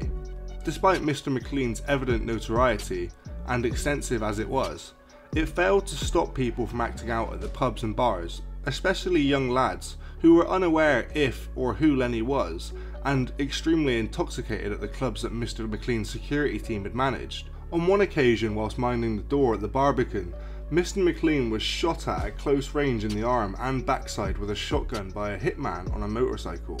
In such a situation, he did not hesitate to chase the offender on foot before calling a cab and walking himself into the emergency room, very luckily surviving the following surgery. Not only was Mr. McLean strong, but Mr. McLean was very resilient, even with the worst types of pain, explaining just how he did so well both inside and outside of the ring. Following fighting, it was soon made evident just how many enemies that Mr. McLean had acquired through fighting. A few years soon after the shotgun incident, Mr. McLean was attacked in his own home when his wife answered the door to a masked gunman. The assailant took 4 shots at Mr. McLean as he was coming down the stairs, though none of the bullets hit, and the shooter had disappeared by the time Mr. McLean got to the door. Soon thereafter, Mr. McLean was attacked at home again, this time as he had driven back from work. As he locked his car, Mr. McLean was shot in the back of the shoulder as he made his way inside once again. Mr. McLean again survived, but this time not even attempting a hospital visit. Mr. McLean was now extremely upset and would later discover that one man was responsible for both attacks at his home. Upon receiving this information, and only now in a fit of rage, Mr. McLean got his stuff and decided to track him down. The man Mr. McLean was looking for was Billy Quinn, a boxer and drug addict who Mr. McLean had apparently humiliated by giving him a beating, showing him just how dangerous his enemies from the fighting world could be. A potential life sentence if someone wanted to take it personal. However, no matter how hard Mr. McLean looked, he could not find Billy Quinn, and so for now, Mr. McLean tried to stay busy and focus on other things. He had a fight coming up with the Mountain York and was training and getting ready for his fight when one day somebody came in and told Lenny that Mr. Quinn was in the other room and was sat there with a grin on his face, but that Mr. McLean was unable to go into that room because there was a door blocking the room. Mr. McLean ripped the door off and confronted Mr. Quinn, who had gone pale and dropped to his knees upon seeing Mr. McLean fly inside the room in a fit of rage. He begged for mercy, explaining that he was on the gear and he had done that in an act of moment of madness and he would do anything for forgiveness. From there, all that I know is that Mr. McLean shook his hand and accepted his apology. Within a few months, Mr. Quinn was found dead and his murder is still unsolved to this day. Lenny was arrested in connection with the crime but denied any involvement and was cleared of any wrongdoing. Around this time, many people had made an attempt on Mr. McLean's life. It was beginning to become a regular occurrence. One of Lenny's friends had came to him and told him that there was a car driving around the manor with 4 guys who wanted to shoot Mr. McLean. Mr. McLean grabbed his friend and asked why he didn't tell them that he is not a hard man to find, as he drinks in the Green Man pub every day. On another occasion, Lenny was drinking in the Green Man when a friend who was running late, known as Johnny Price, asked to borrow Lenny's car so he could get to where he needed to and back. He wouldn't be long, and he would chuck Lenny a drink for his troubles. Mr. McLean agreed, but warned Mr. Price to hurry up as he didn't want to be sat around waiting to go home. Hours went by and Mr. Price had still not returned, and Mr. McLean, who by this point had quite a few drinks, was starting to get very angry. As he was about to get up and inquire where Mr. Price had gone, another friend ran into the pub and explained that Mr. Price had gone to another pub called the Nile. However, upon arrival, another car pulled up and shot Mr. Price in the back of the legs. In his work, Mr. McLean was known for taking the motto, "Treat kindness with kindness, but treat violence with violence," a motto Mr. McLean displayed all too well in numerous fights that he got into with work. One of these fights landed Mr. McLean in prison. In 1992, while working the Hippodrome in Leicester Square, London, Mr. McLean removed a disruptive man by the name of Gary Humphreys, reportedly on drugs, for streaking and harassing women. Mr. McLean admittedly broke the man's jaw in a scuffle. However, Mr. Humphreys died later that night from the severe neck injuries, and Mr. McLean was arrested for the murder of Mr. Humphreys by the same policeman who had caught the Cray twins, Superintendent Leonard Nipper Reed. Mr. McLean assumed the arrest had been made due to a personal vendetta from the officer on account of the close connection between the Crays and himself, though the neck injuries were ultimately found to be the cause of death, and caused by the police that arrested the man after that night. Mr. McLean was arrested for grievous bodily harm and sentenced to 18 months. Mr. McLean was also a kind-hearted man, often helping the people in his area when they were struggling. Jamie McLean recounts a story speaking of a woman who had contacted him to tell him that Mr. McLean had helped her out of her homelessness. When she was sleeping outside Camden Palace, helping her to get a job and secure a room at her workplace so she was off the streets and able to save money up. The woman reportedly credits Mr. McLean with saving her life by getting her off the streets. Despite his criminal lifestyle and background, Mr. McLean's position as a supportive member of society cannot be understated, as he took care of those around him in his area. Also in this time, Mr. McLean branched out both into acting and singing, appearing prominently in a television documentary on nightclub security staff titled Bounce Behind the Velvet Rope, and playing a brief unbilled cameo as a ringside spectator in the drama film The Craze 1990, based on his acquaintances, as well as releasing an Elvis cover in 1992. His largest and most famous role was in Guy Ritchie's Lock, Stock and Two Smoking Barrels in 1998, playing the part of criminal enforcer Barry the Baptist. Mr. McLean took a turn from violence. He instead turned to writing, working with author Peter Gerrard to write an autobiography called The Governor, published roughly 6 months before his death. It soon became a bestseller, selling over 3 million copies, prompting several sequels to be written after his passing by acquaintances. During the filming of Guy Ritchie's Lock, Stock and Two Smoking Barrels, Mr. McLean was struck ill by what he believed to be the flu. Mr. McLean was subsequently diagnosed with pleurisy, although further X-ray examination proved he was suffering from lung cancer. Mr. McLean died shortly afterward on 28th of July 1998 in Bexley, a few weeks prior to the release of the film he is most well known for his appearance in. Mr. McLean's son, Jamie, later said of his father, "My dad wasn't a born fighter. He was uneducated and a product of his upbringing, traumatized by what he had been through, and probably had mental health problems as a result of all of that. But fighting was all he knew."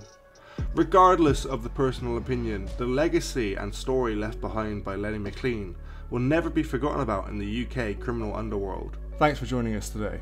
If you enjoyed the video, don't forget to give it a like and a share, and leave any thoughts or suggestions you have in the comments section. We love to read through them all. And if you're new but enjoy UK true crime content, then subscribe to see when our newest video releases. And as always, stay safe.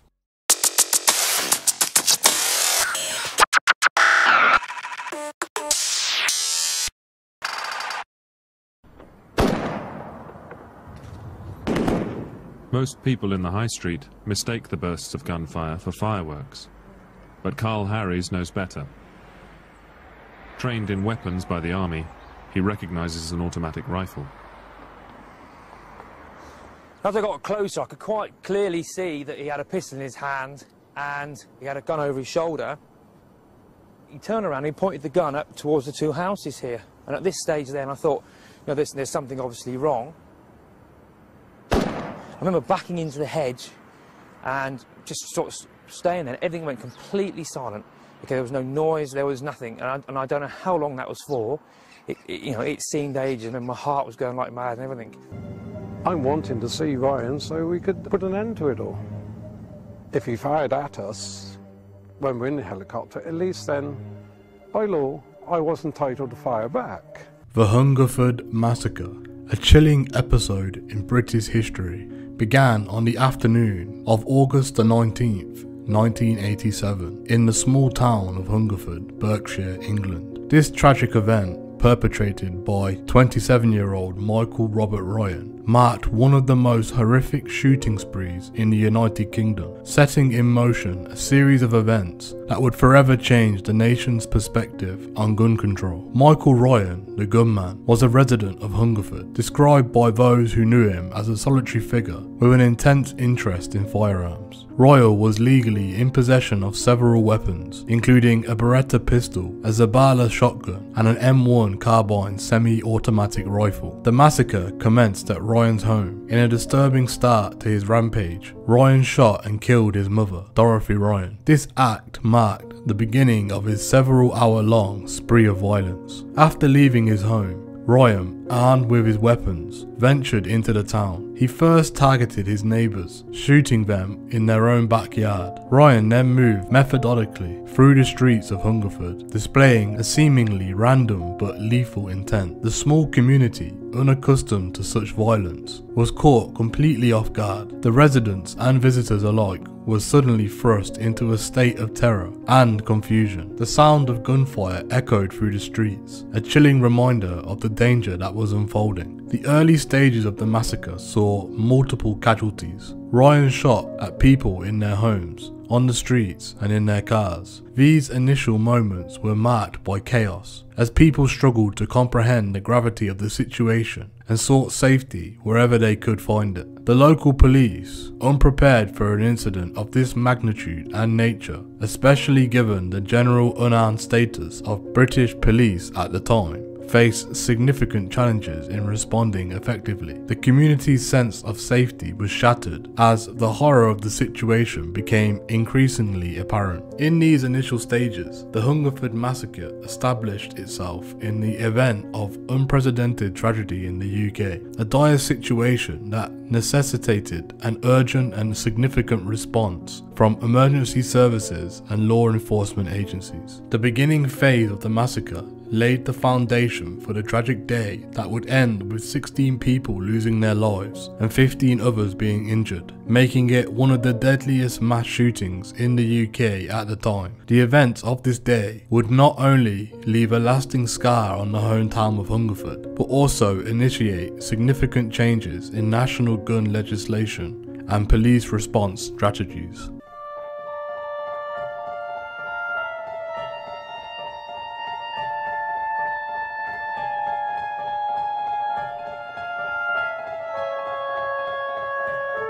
On a summer's day in 1987, a quiet English town became the victim of a one-man killing spree.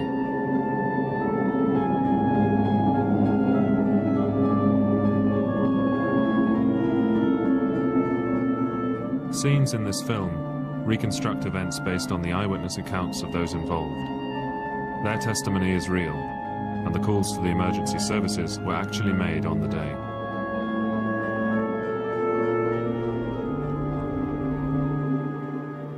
The driver is a regular, always stopping at the same pump and putting exactly the same amount of petrol into his car.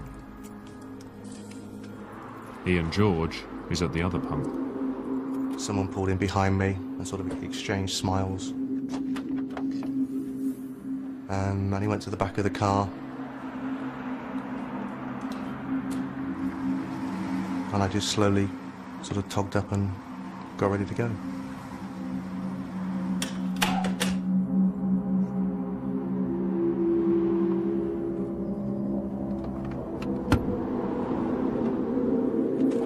The driver of the Astra is waiting for Ian to leave.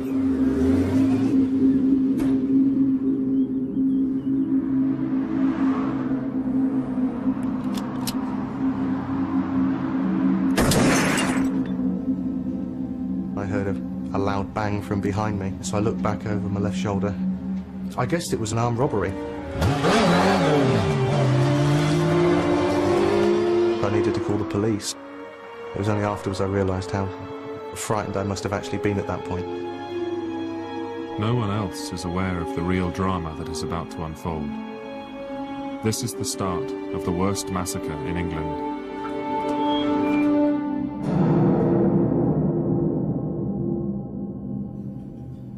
"30 miles away from the petrol station, the police canteen in Newbury is serving lunch. PC Jim Wood and PC Roger Brereton always travel together in their Blues and Twos traffic car. Today would be different. He was a good mate. We used to socialise a lot. I knew his wife and his boys very well.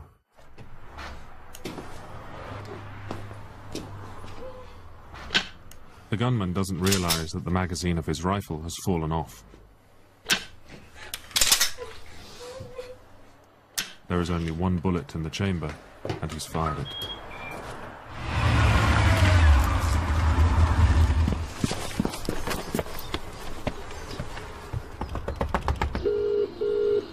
Hello, I believe there may be an armed robbery going on at the Elf station between Foxford and Marlborough. Okay, what's your name, please? Ian George.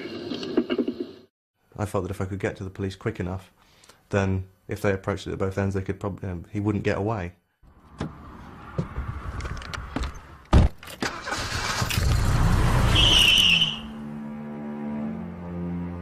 But Ian George's call comes too late. The gunman has left the petrol station and is now driving towards Hungerford. The call is relayed to Newbury Police Station. Jim, got a call there. What we got? Got armed robbery at the Foxfield, at the old petrol station. Hang on. Come on. I need to start the call. I sorted out the file that the chap wanted. Roger said, I'll go in one car and you can follow along in the other.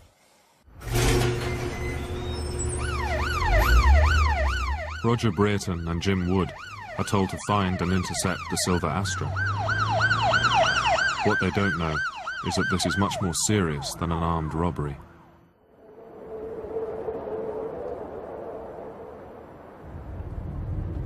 The gunman is just 2 minutes away from the centre of the small Berkshire market town.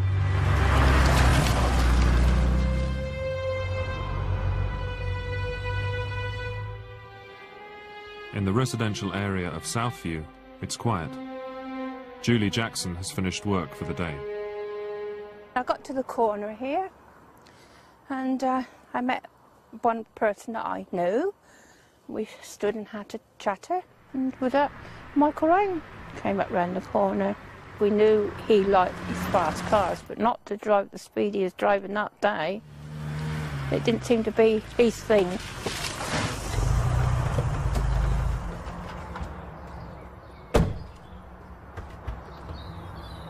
Julie Jackson knows the driver well. It's Michael Ryan, who lives with his widowed mother, Dorothy, at number 4.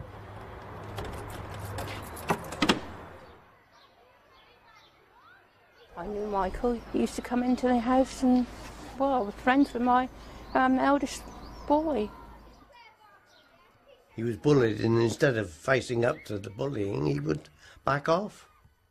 And so, therefore, he really did become a bit of a recluse like that. He didn't associate with too many children at all. If you look at the people who've been involved in similar kind of tragedies, then they do seem to have some characteristics in common with Michael. They tend to be loners, they tend to be underachievers, they tend to be people who develop an interest in fantasy because it seems an easier way of trying to establish a position for yourself. Michael Ryan's passion in life is guns, and he belongs to 2 gun clubs. All his weapons are licensed and legal. He's never been in trouble with the police.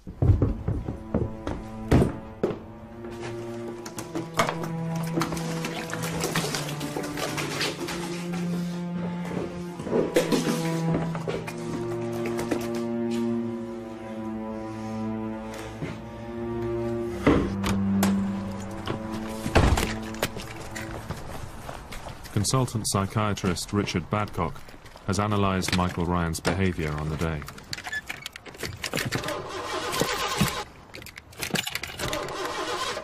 People have wondered if the car had started, whether events would have taken a different course. It's very unlikely that he would have done anything substantially different. It's possible that different people would have been shot, but the general course of events, I think, would have still have been the same. Ryan is setting out deliberately to kill. He is heavily armed with a Kalashnikov, an automatic rifle and a Beretta pistol. 2 doors down, Roland and Sheila Mason are in their garden.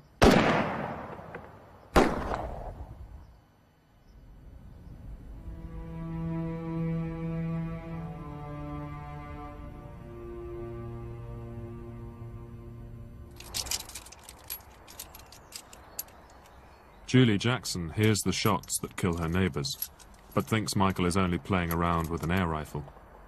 I got up by the house of Michael Ryan's, stared at me actually, as he got out the car. Can't describe the look he had on his face. A look of madness. Ryan is stalking Julie Jackson. But instead of shooting her dead, he fires at the ground.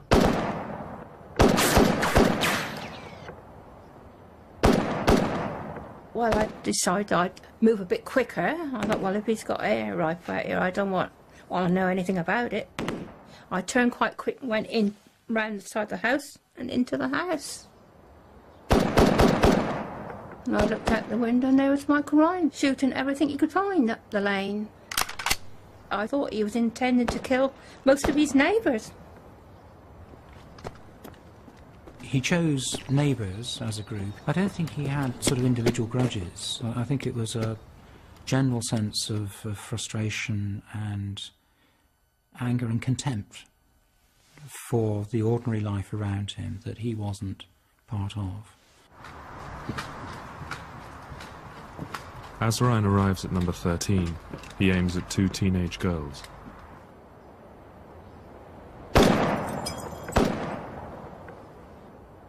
Only one of them escapes. Hello, could I have an ambulance, please? I can't tell you what the problem is, but there's an awful lot of blood. The BT operator puts the call through to Newbury Police.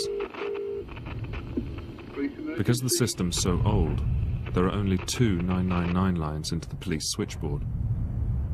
Today, it's going to be pushed beyond its limit.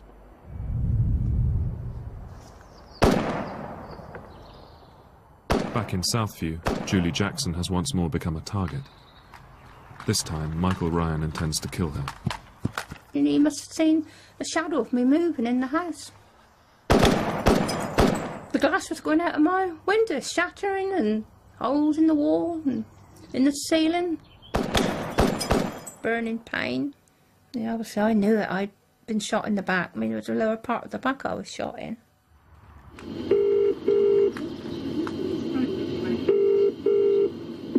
Police emergency. There's a gunman up here. He's going mad. He's petrified up here. Well, I'm shot anyhow. Right, who are you? I'm Mrs. Jackson. I'm you. There's an ambulance on the way. The police and ambulance service are both alerted by the BT exchange. As at the school holidays, we thought it may have been something to do with children playing with a gun, with an air rifle or something like that. All that we thought we were responding to was an isolated, simple shooting incident, nothing more than that. Adrian Coggins and Derek Whiting don't know there's a gunman with a lethal weapon on the loose. They are now heading directly into the danger zone.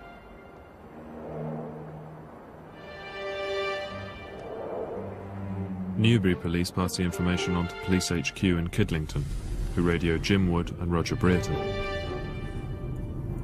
Roger was in the car in front of me, probably about 2 or 3 miles ahead of me, just on the outskirts of Newbury.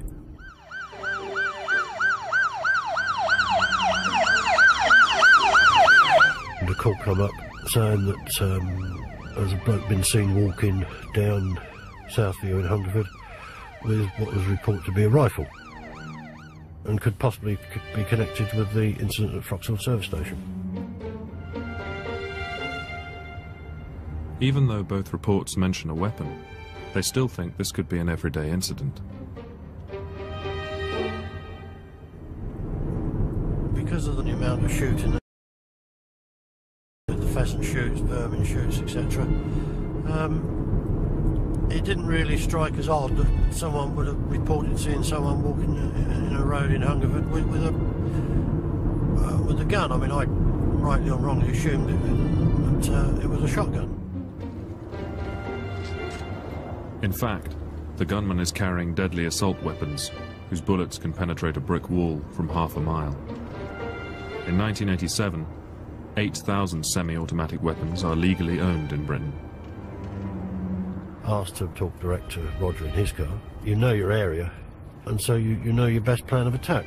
And on this occasion, it was obvious that we needed to contain both ends of the road. The officers know that Southview is a cul-de-sac, with a path at one end leading onto Hungerford Common. Jim Wood agrees to cut across the common.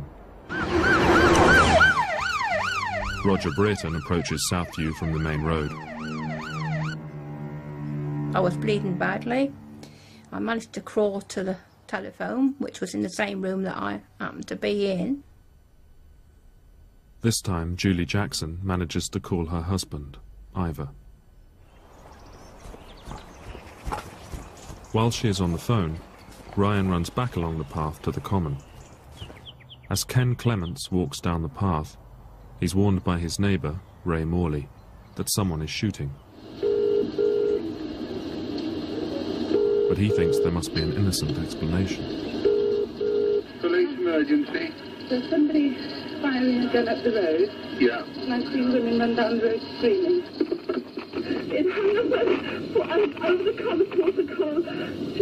North view high, pumping in the car, and it shot some guy over there. Police emergency. We have a shooting. Yeah. Over Hungerford Common, and a Mr. K.G. Clements, I think, has been shot.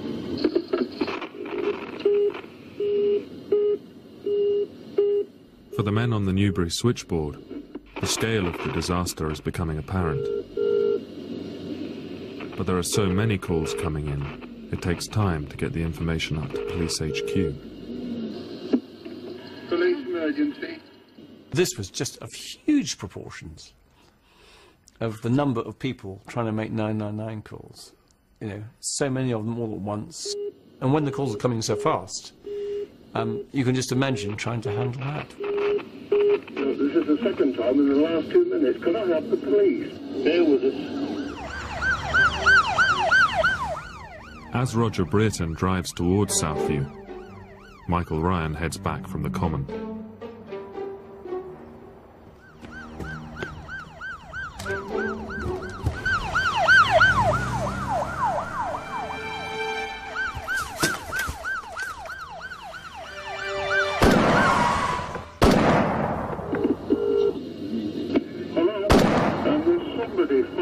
Something which sounds like an automatic rifle.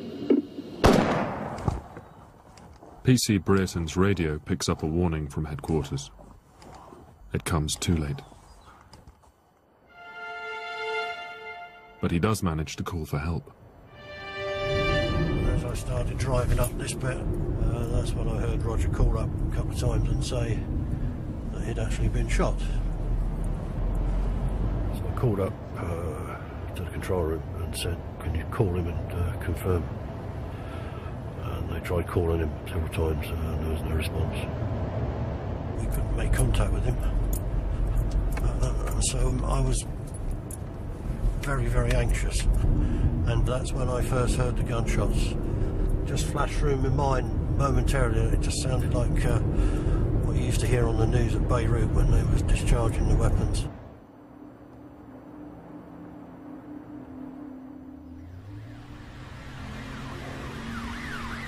The first thing I saw was the body of Mr. Clements lying about 10-15 feet up the alley with quite a severe chest wound, and the young lad with him, which turned out to be his son.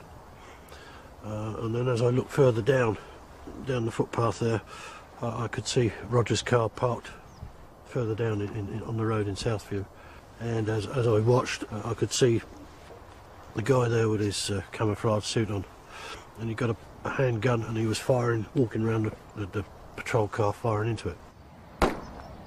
Ryan systematically empties both the Kalashnikov and his Beretta pistol into the police car. He fires a total of 23 bullets. Don't know how to describe it really, just disbelief. I suppose a little bit of terror. You know, I don't think, in all honesty, since that day, a day goes past when sometime or the other you don't think about it. Reflect on it and think, could I have done something different? And I lost a good friend here. Very good friend.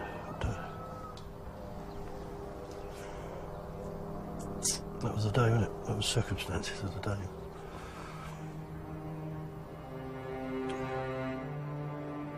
Jim Wood calls for full armed backup. It's routed to police headquarters in Kidlington, 40 miles away.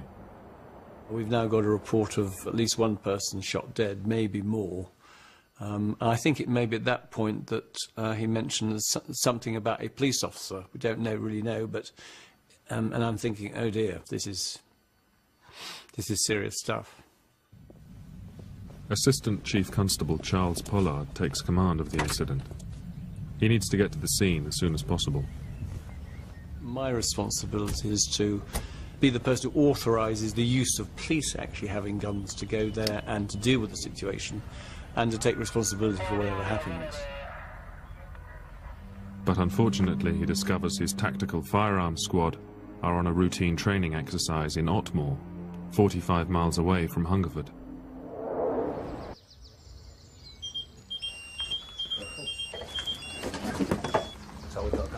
We're on, boys. That's it, guys, we're on. Yeah. Hungerford is one of the most remote towns in the Thames Valley Police area. Today, the tactical firearms team are at least an hour away.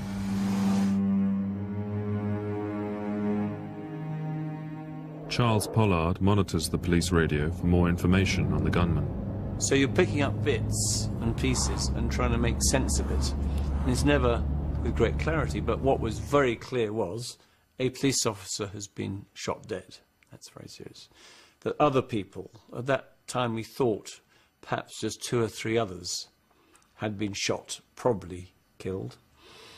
That we don't know who's done this, but it's someone with a rifle and maybe other guns. That person is on the loose, but we've got no firearms people to respond to them anyway. So it's a very, very frightening scenario to be going into. Unknown to Charles Pollard, there is armed help closer at hand. Police weapons instructor Ernest Holloway was also listening in on the police radio when he heard Roger Brereton's call for help. And then I heard, Roger, 10-9, 10-9, I've been shot. They were his exact words. I mean, if it had been a complete stranger, it wouldn't have hit so hard. But Roger, say, being a neighbour and a friend, yes, it was a shock. And my immediate reaction then was, get down there. Ryan started walking down the alley towards us, and he stopped, and we sort of made eye contact. To see him now, see him walking down there now, yeah. PC Jim Wood now becomes a target himself. And he lifted up his Kalashnikov to the waist and just fired it towards us. He's incredibly lucky. Ryan's Kalashnikov is lethal at 300 yards. Just like bees buzzing past you, either side of you. Then it sort of hit home. Christ, this bloke's firing at me. Time to go, Todd. So we got in the car. Despite the risk, Jim Wood drives across the common to warn some families who are picnicking that their lives are in danger. And I could see in me wing mirror as I went across the common, Ryan going right up the hedge line into that corner. I was sort of keeping an eye back the other way to see where Ryan was, and whether he was holed up in the hedge or gone through, I don't know. I decided that we needed to set up a roadblock to stop any other vehicles coming onto the common. But Ryan is not taking cover in the hedge. After firing at the police car, he moves off. The chance to contain the gunman slips away.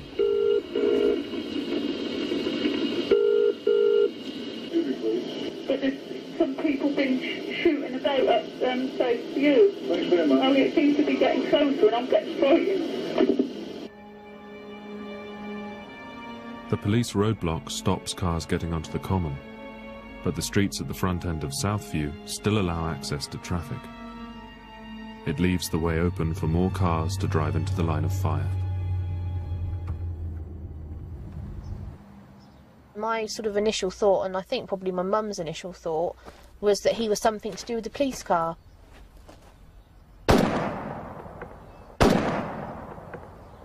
The bullets came through the bonnet of the car and into me there in my thigh. He then moved over to that side of the vehicle towards my mum. She was just completely covered from head to toe in glass, and she'd been shot in the left shoulder. It was just such an intense, sharp, burning sensation. I think the ammunition that he was using had run out on us, so Mum put the car in reverse and we rolled backwards down Southview. Even though Alison Chapman is bleeding heavily, and their car is in serious trouble. They escape before Ryan reloads. The people were hit in the car, but the lady drove off. But there was her daughter beside her was lying actually on the seat. Yeah, okay, thank you.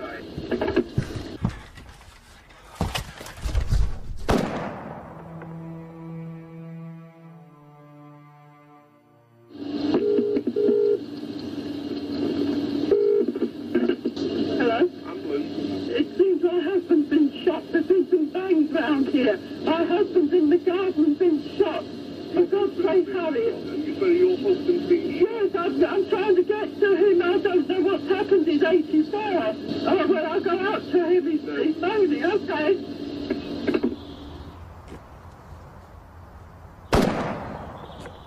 The 999 call-out has also gone to a local ambulance crew. As they reverse into Southview, Ryan is waiting. Ambulance control. Hello, it's Treble 1. Sorry, I've been shot. Where are you at the moment? We're on scene at Southview. All right, Hazel, we're getting somebody down. For God's sake, all I'm worried about is don't let 211 anywhere near the scene. 211 is the ambulance from Newbury. We were told that we were second crew. My colleagues were already there on scene in Southview. It looked like there was a house on fire or something was on fire. It seemed more serious than what it was from the initial call we were getting. Obviously, we didn't have mobile phones at that stage or anything else. We had to rely on the radios in the ambulances. But the nearer we got to Hungerford, the worse radio reception became. Because of the telephone congestion, the warning from their colleagues isn't passed on.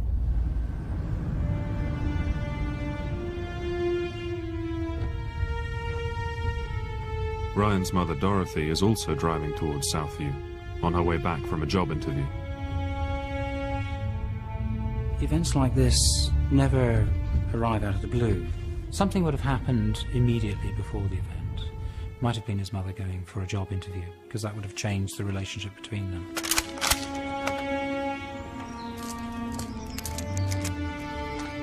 Julie Jackson's husband, Ivor, is minutes away. We got to the corner and I said, stop here. I said, I'll walk up. He said, no, we'll drive straight up there.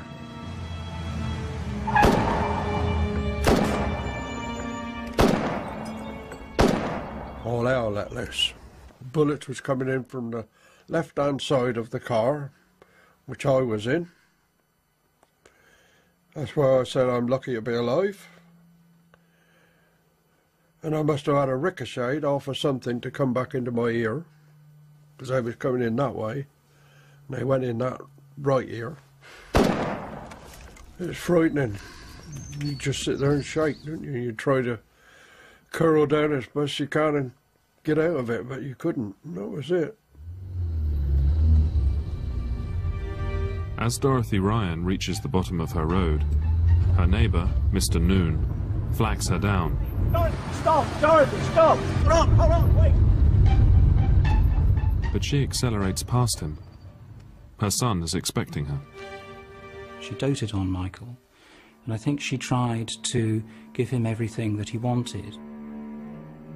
But the fantasies that Michael developed, things like Michael being engaged, or the story that there was a rich colonel who had taken a personal interest in Michael, he probably cast them so as to make his mother feel better about him. And of course, once you embark on that, it gets quite difficult to get out of. And not necessarily a tragedy is waiting, but something is waiting. You know, some sort of crisis is going to develop.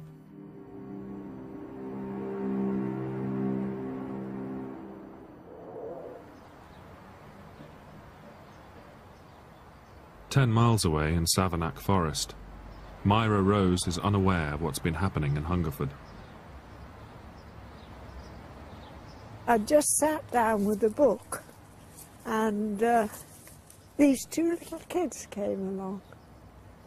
And they told me, I'm Hannah, and this is my brother James, and he's 2 and I'm 4. They said, man in black killed my mummy.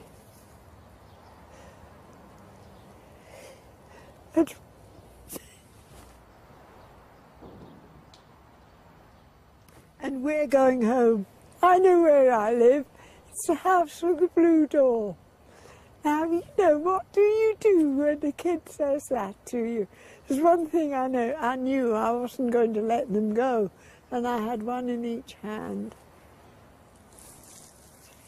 It seemed such a horrendous story. It didn't seem true. And I thought that they were playing hide and seek with their mother. That's what I thought. I took them back to a party who were picnicking, and we stayed there until the policewomen came along. Police from the Wiltshire force find an abandoned car. The children's mother is discovered 30 yards away. She's been fatally shot. Now there are 2 manhunts underway by Thames Valley and Wiltshire police. They have no idea they are pursuing the same suspect. When Michael Ryan stopped at the petrol station, he was on his way back from Savernake Forest. The choice of a young lady who was enjoying family life, I think that was deliberate. He was trying to get back at life for robbing him of the chance of having a similar relationship himself. The Assistant Chief Constable is still half an hour away from Hungerford. Headquarters pass on some disturbing information. Because his guns were legal, ironically, we can find out what he's got. Now, in one sense, to know what he got was frightening. I mean, I didn't actually know myself, I think, that the implications of our firearms legislation at the time was such that someone could have such a lethal weapon as a Kalashnikov. So it's nice to know, but wow, frightening. The man in charge of the operation now knows who the gunman is and what weapons he's carrying. But he still doesn't know where the gunman has gone.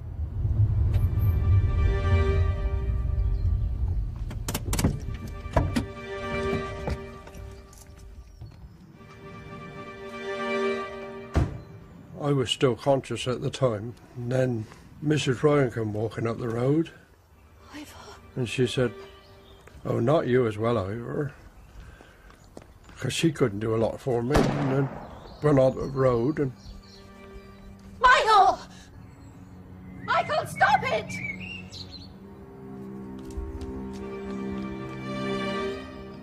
I heard her shout at Michael, tell him to stop it. But obviously he'd done so much damage then that he just turned on her. And she got as far as our drive, and the bullets started flying again, and I see Mrs. Ryan fall. I don't think myself that he planned to shoot his mother, although when she turned up on the scene he didn't hesitate before shooting her.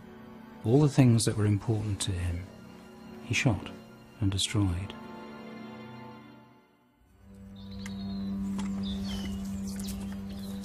Killing his mother slows the pace of the shootings. Ryan moves away from the built-up housing area and onto the playing fields. He chose that route deliberately, and I think that was probably part of a process of calming himself down.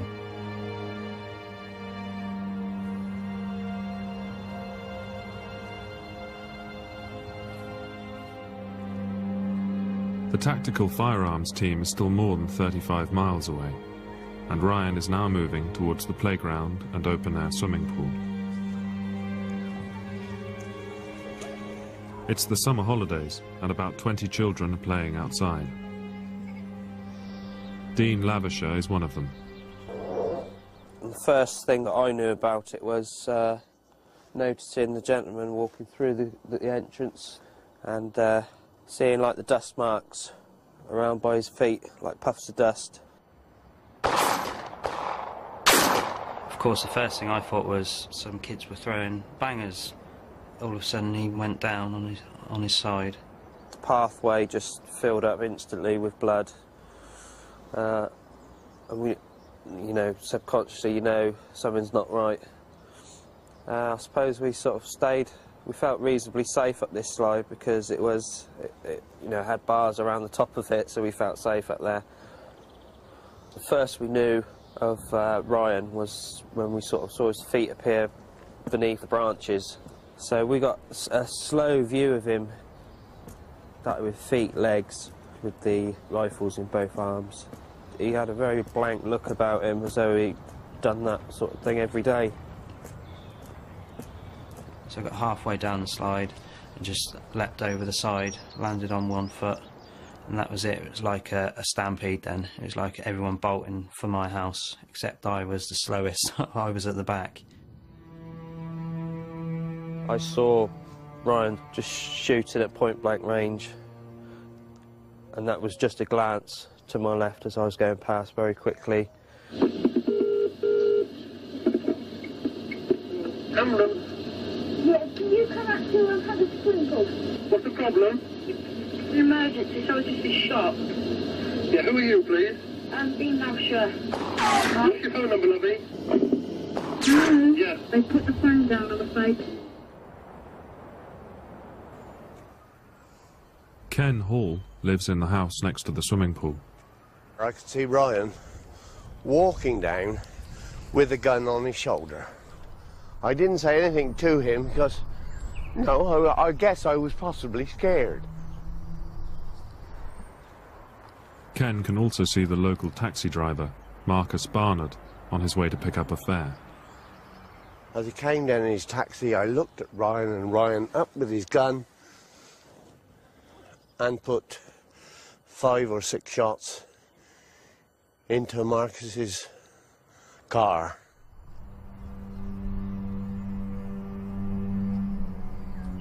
I was thinking, this is unreal. This can't be happening in Hungerford. It just can't be. I then saw Ryan. This is what always gets me. I could see Ryan then take the gun down, look at it, and he had a look of, it was a frown, I can recall that. A look of disbelief. I can see that. It was either the gun had jammed, he run out of bullets, or what the heck am I doing? And with that, he literally threw the gun down. And I got to about here, and then Ryan turned round quite quickly, and as he did, I saw he had a pistol in his right hand. He fired 2 shots at me, missed, and with that, I mean, I was like this. I turned and back into the pool area. I was in the window there, and I could see all the way down the driveway. And as Ken was coming back this way, I saw the bloke with the gun. He turned and went back and picked the gun up. I was scared. I was screaming at him to get back indoors. I could see Liz in the bedroom, and I was literally screaming, get an ambulance, get the doctor, get the nurses, get someone to help. Emergency, sir. Yes, emergency, quickly, please. What do you want? I want an ambulance and the police again, quickly. There's a man going mad with a gun going down the road shooting people, and he's shot the taxi driver. Ambulances have been called in response to the 999 calls. One of them slips through the police cordon.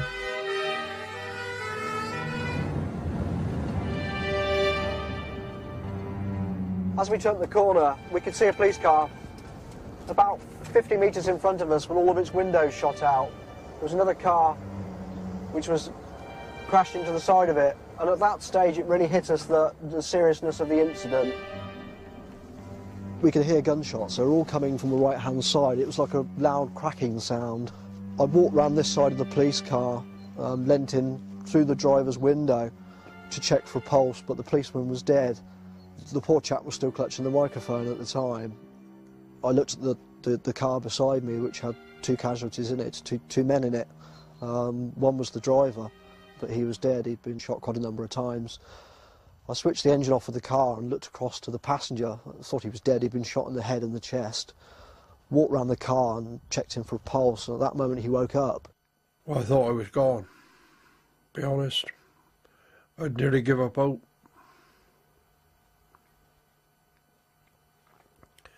Well, I'd give up hope, I think.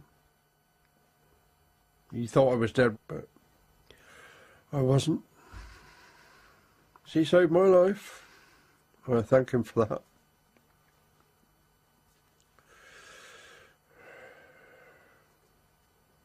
There was a lady laid here. She had been shot quite a number of times. She was dead also. It was Dorothy Ryan. There were 2 more people that had been shot in one of the houses in front of us. One was a young girl, the other was a woman. The girl had been shot in the legs, the woman had been shot in the back. The sight I see actually as I was going out to the ambulance was horrific. It was just like a war zone.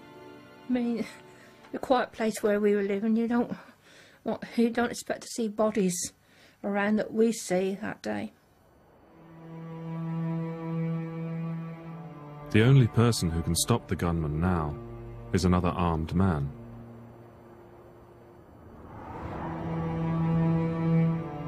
Ernest Holloway heads for Jim Wood's rendezvous point on the Common.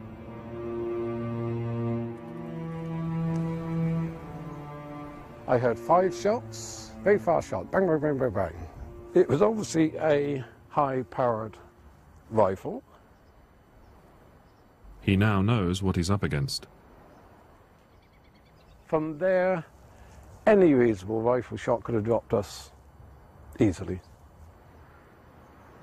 His own high-powered sniping rifle is a match for Ryan's Kalashnikov, but it's locked in a cupboard in Newbury Police Station.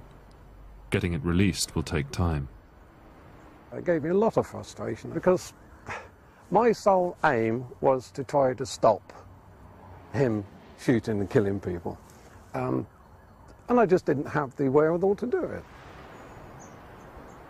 9 people are dead, including Ernest's friend and colleague, Roger Brereton.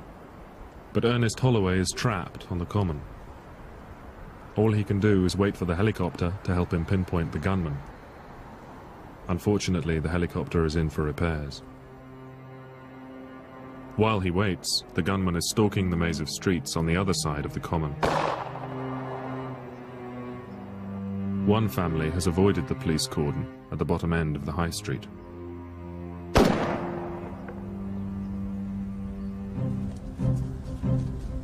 Kidlington HQ has drafted in officers from outside the area to man the roadblocks. They don't realise that anyone with local knowledge knows the shortcuts that will allow them to double back into the housing estate. Anyone who takes that shortcut today risks their life.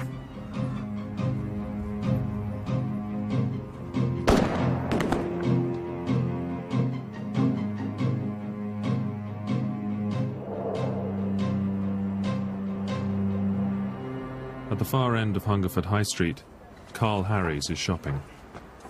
I was on leave from the army, and my car needed some work doing it. I was walking to get the parts from the car shop. It was just an ordinary day. There was nothing different about it at all.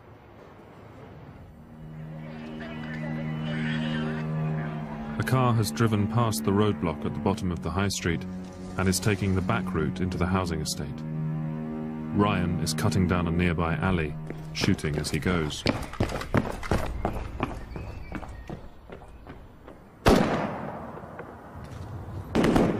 Most people in the High Street mistake the bursts of gunfire for fireworks, but Carl Harries knows better. Trained in weapons by the army, he recognises an automatic rifle. As I got closer, I could quite clearly see that he had a pistol in his hand and he had a gun over his shoulder. He turned around and he pointed the gun up towards the 2 houses here. And at this stage then I thought, you know, there's something obviously wrong. I remember backing into the hedge and just sort of staying there. Everything went completely silent. Okay, there was no noise, there was nothing. And I don't know how long that was for. You know, it seemed ages and my heart was going like mad and everything. Sandra Hill is now driving straight towards Ryan. There's somebody just down the road with a gun shooting at the junction of Priory Road and Salisbury Road. Charles Pollard finally arrives in Hungerford. Well, I'm just remembering the ball of ice in my stomach as we're arriving in this small town with what we knew at the time. We went straight to Hungerford Police Station to find that, first of all, it was all being renovated. My job was to try and set up a forward control point in this police station, so we've got one room at the back, hopeless, it's full of people, just 2 telephones, so I've got to commandeer a phone. The lifeblood of any operation like this is the communications, and normally you need about 3 or 4 different communications channels to deal with the huge amount of traffic. You need a command channel, you need an operations channel for your traffic cars and the people in the cordons, probably another channel for the local offices. You certainly need the capacity for people to talk together. You know things are happening, you know you're supposed to be in charge, and you just haven't got any information. You just haven't got a handle on what's happening. It's really, yeah, it's really pretty desperate. The police helicopter has been rushed out of the repair bay. I don't even really think the helicopter repairs have been completed. The helicopter pilot, so myself, was taking quite a risk. The idea was that if we spotted Ryan, they could put me down at a safe spot and direct me to where he might be so that I could go and try and deal with it. That was the plan. Ernest Holloway is still only armed with his short-range weapon, but is prepared to risk his life and take a shot at Ryan, even though he knows Ryan's Kalashnikov could down the helicopter from 300 yards. Just when he's desperate for an accurate sighting on Ryan's position, the communications confusion reaches a critical point. You know, we were going from one side of Hungerford to the other. So many different reports. If somebody was saying he's outside my door now, by the time they got through on the 999 system, and that got through to headquarters, and that got through then on the radio to us, completely out of date. So basically we didn't have a clue where he was.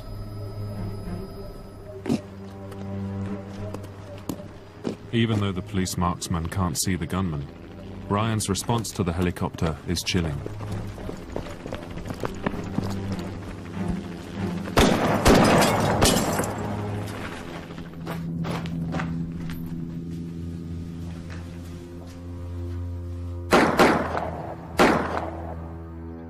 Further down Priory Road, Carl Harries finds Sandra Hill. We carried her across, laid her on the grass. It's obvious from her injuries that she wasn't, she wasn't going to make it. There's a house just over here, and I remember 2 old people coming out, and the lady gave me a small plastic-type car first aid kit. I remember thinking to myself, well, this is no good here, but thanks ever so much. The lorry came flying down the road like mad and pulled up. And I said, "What's going on?" And he said, "It's all hell in let loss up there. Someone's shooting." I decided to go up there and have a look, and if I could help, I could help. But Carl Harries has no idea what is ahead of him. Ernest Holloway's sniping rifle has arrived. He now has a weapon to match Michael Ryan's. My shooting ability against him, I would have backed myself 100 times out of 100. This might sound boasting, but I have never found anybody that could shoot me. But he still has no location for the gunman. All he can do is comb the area. I'm wanting to see Ryan so we could put an end to it all. If he fired at us when we're in the helicopter, at least then, by law, I was entitled to fire back. While the marksman carries on searching, the wounded are desperate for medical attention. We've got 2 people shot here. Yeah, and one is very, very seriously ill. We can't get any ambulance anywhere near any of the casualties. He is still firing indiscriminately. Carl Harries is still trying to save lives. He's told there may be casualties inside one of the houses. And as I came across to the house, the door at the time was a white frame door with complete glass in the middle, and I could see the whole of the glass had been shot away. And then I could hear somebody saying, "Help, help." Not really loud, just nice and quiet. And I was saying, "Hello, hello," and trying to work out where they were. if he's in there and I walk in there, I'm doomed to failure, basically. And it was unbelievable. It was something I'd never seen in my life. There was blood absolutely everywhere. There was this lady, and her husband was basically laying across her. It was obvious to me that he was trying to protect his wife. I was starting to patch her up, and she was just going on about her husband. I said, no, he's fine, he's fine. And she was like, Jack, Jack. And in the end, I was just honest with her and said, look, he's gone. There's nothing you can do about him. Just worry about you. Yes, hello. We've got a male and a female badly shot up. Okay, both of them. Your name, sir? Mr. C. Harries. Keep pressure on the wound if you can. To slow the bleeding. There's too many of them, mate. I went outside. And I remember saying, "Who's next?" You know, and it seemed to be like that. Who's next? Get the police up there on Cold Harbour Road immediately. This chap with the gun is coming up Primary Road. 9 separate reports of Ryan's location have been passed on to Charles Pollard. Police emergency. There's a madman in Tarrantville with a gun. All the sightings conflict. It could be 20, 30 minutes before they've got through. What they're reporting may have also got distorted over time. They're frightened, so the report is often quite jumbled. What you end up with is just a myriad of bits of information. Hello? We have seen him go across the end of the Walford Road towards Jonagaunt School. Jonagaunt? How long ago was that, please? 4 minutes, 5 minutes. 4 or 5 minutes ago.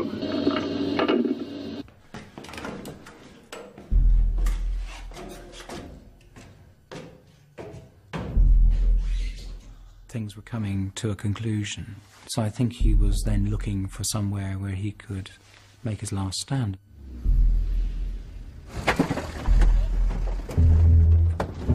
At 2:15, the tactical firearms team arrive in Hungerford.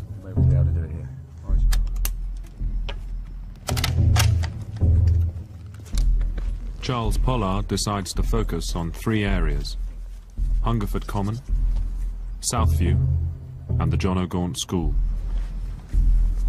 And it's a very slow process, very frustrating. We couldn't allow our firearms teams to walk through the streets because they'd be shot dead straight away from a sniper with a high-powered rifle.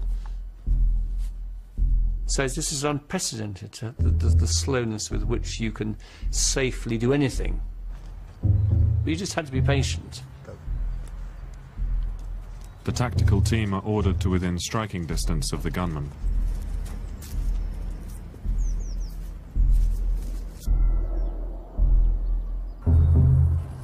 Ken and Liz Hall watch as a group of armed police make their way towards their house.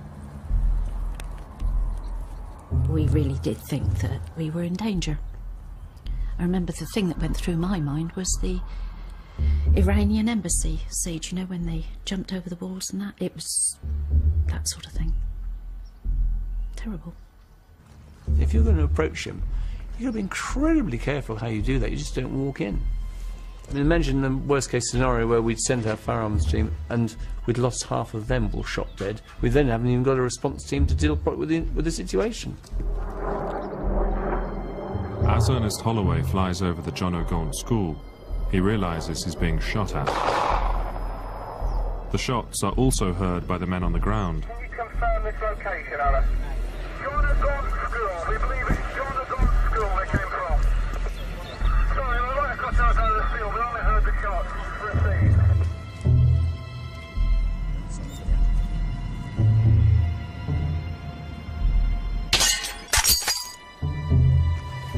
I've confirmed visual. Confirmed visual. The sweetest news was the fact that we know it is one gunman, he is in the school, and we have him contained. You can then see the end, which is critical. Just after 5 o'clock, the police hear the gunman's voice for the first time. Mr. Ryan, can you hear me? Yes. You're surrounded by armed police. Do exactly as you're told and you'll come to no harm. Do you understand? Yes. What weapons do you have with you, Mr. Ryan? One 9mm pistol and ammunition. Their strategy is to talk Ryan out of the building without any more shots being fired. I also have a grenade. Mr. Ryan, do not come to the window with the grenade. Do you understand? Yes. Mr. Ryan, I want you to leave all your weapons in that room. Do you understand? My pistol's tied to my wrist with a lanyard. I have 1 round of ammunition. And what comes through is a sense of being lost, a sense of confusion, a sense of wondering himself what it was all about. I must know about my mother. I will try to find out about your mother. Just bear with me. She's dead, isn't she? That's why you won't tell me. I think I counted 10 references to asking about his mother in tones of urgency, you know, demanding to know how she was. And yet clearly he knew she was dead. I didn't mean to kill her. It was a mistake. I don't think he was clear in his own mind why it was so important to him to make sure that she was dead once he'd shot her. Possibly it was an expression of the particular kind of closeness that he had with his mother. What are the casualty figures? I don't know. Obviously you shot a lot of people. Hungerford must be a bit of a mess.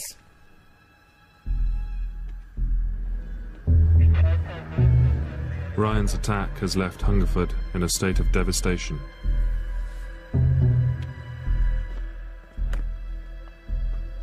It's funny how small things stick in your mind. I remember seeing a police officer with a tin of red paint painting circles around the shells.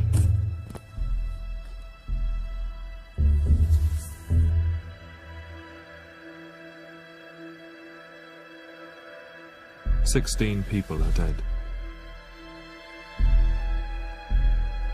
15 others are seriously wounded. The fire, started earlier by Michael Ryan, has destroyed his house and 4 others. For me, I thought that we completely screwed up because I just felt helpless for most of the afternoon. It's a bit like a nightmare. You just can't collect the information. You can't get control to manage something. So I'm thinking, this has just been awful. My own part in this is terrible too.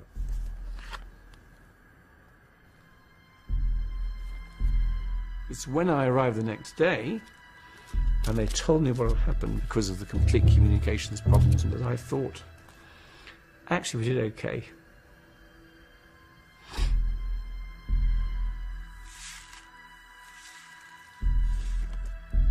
For those unlucky enough to have crossed Ryan's path, there is a terrible price to pay. Jim Wood breaks the news to Roger's wife. Used to be part of the police service. You take death messages to people and tell people that their sort of loved ones have died or whatever, but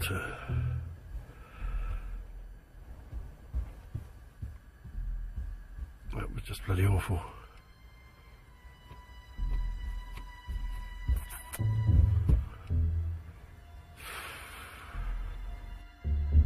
I left the police force because I was so angry that this had happened. It had been allowed to happen. We could do nothing about it at the time. A year later I had a breakdown and I wanted to get away. Ivor Jackson has never returned to the home that he and Julie shared for 21 years. There's too much happened around my doorstep, I'm afraid. No, I couldn't go back there. We had some terrible times. But I mean, we're together, that's the main thing.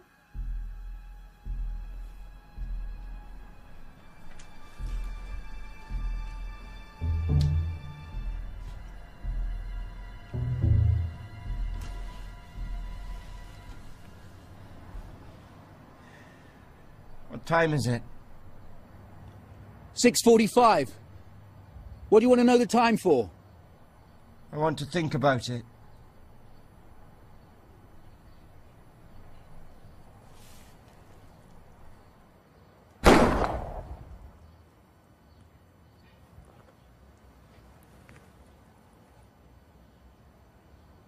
Mr. Ryan!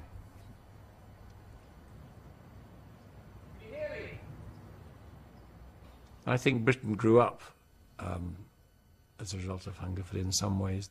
The realisation this could happen in a market town, in fun-loving England where we don't have guns, where the police aren't armed. That changed policing and in one sense it changed society forever.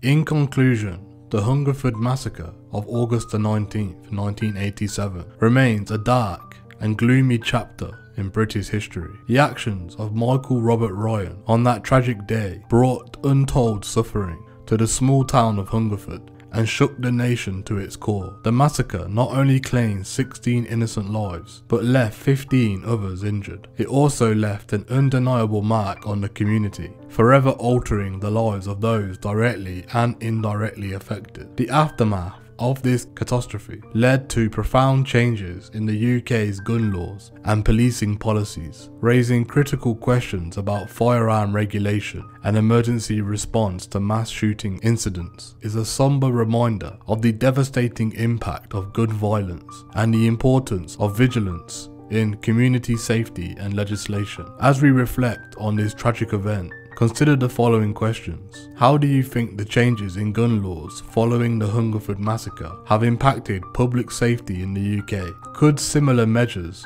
be effective in other countries facing issues with gun violence? The town of Hungerford showed remarkable resilience in the aftermath of the massacre. What can other communities learn from Hungerford about healing and rebuilding after such a devastating event? How important is it for law enforcement agencies to be prepared for such extreme incidences? What changes in police training and resources might be necessary to effectively respond to mass shooting events? In retrospect, could there have been indicators of Michael Ryan's intentions? What role do mental health and social factors play in preventing such tragedies? How should communities commemorate such tragic events? What is the balance between honouring the memory of the victims and moving forward? Indeed, the Hungerford Massacre was not just a chapter in history, but a lesson in community resilience and policy. The impact of this event extends beyond the immediate horror and loss of life. It serves as a catalyst for introspection and change in how society addresses and manages the complex issues of gun ownership and public safety. In adding to our earlier reflection, consider these additional aspects. The trauma experienced by survivors and families of victims is profound and long-lasting. How can society better support those who have lived through such tragedies? What role can mental health services and community support networks play in aiding recovery and providing ongoing support? The way the media covers such tragic events can shape public perception. What responsibility does the media have in reporting on mass shootings? How can the media coverage be balanced to inform the public without sensationalizing violence or infringing on the dignity of the victims and their families? And in what ways can education and awareness programs in schools and communities help in understanding and preventing violence? How important is it to educate young people about the dangers of gun violence and the importance of responsible behaviour? How do different countries respond to the challenge of gun violence? What can be learned from the approaches taken from various nations in balancing individual rights with public safety? Years after the Hungerford Massacre, have the policies implemented in the wake continued to be effective? Are there lessons to be learned from long-term impacts of these policies? As we ponder these questions, We not only honour the memory of those lost in the Hungerford Massacre, but we also contribute to a broader dialogue of how to create a safer, more understanding and resilient society. Your insights and discussions on these matters are crucial in shaping a future where such tragedies are increasingly rare and communities are better equipped to prevent and respond to such crises.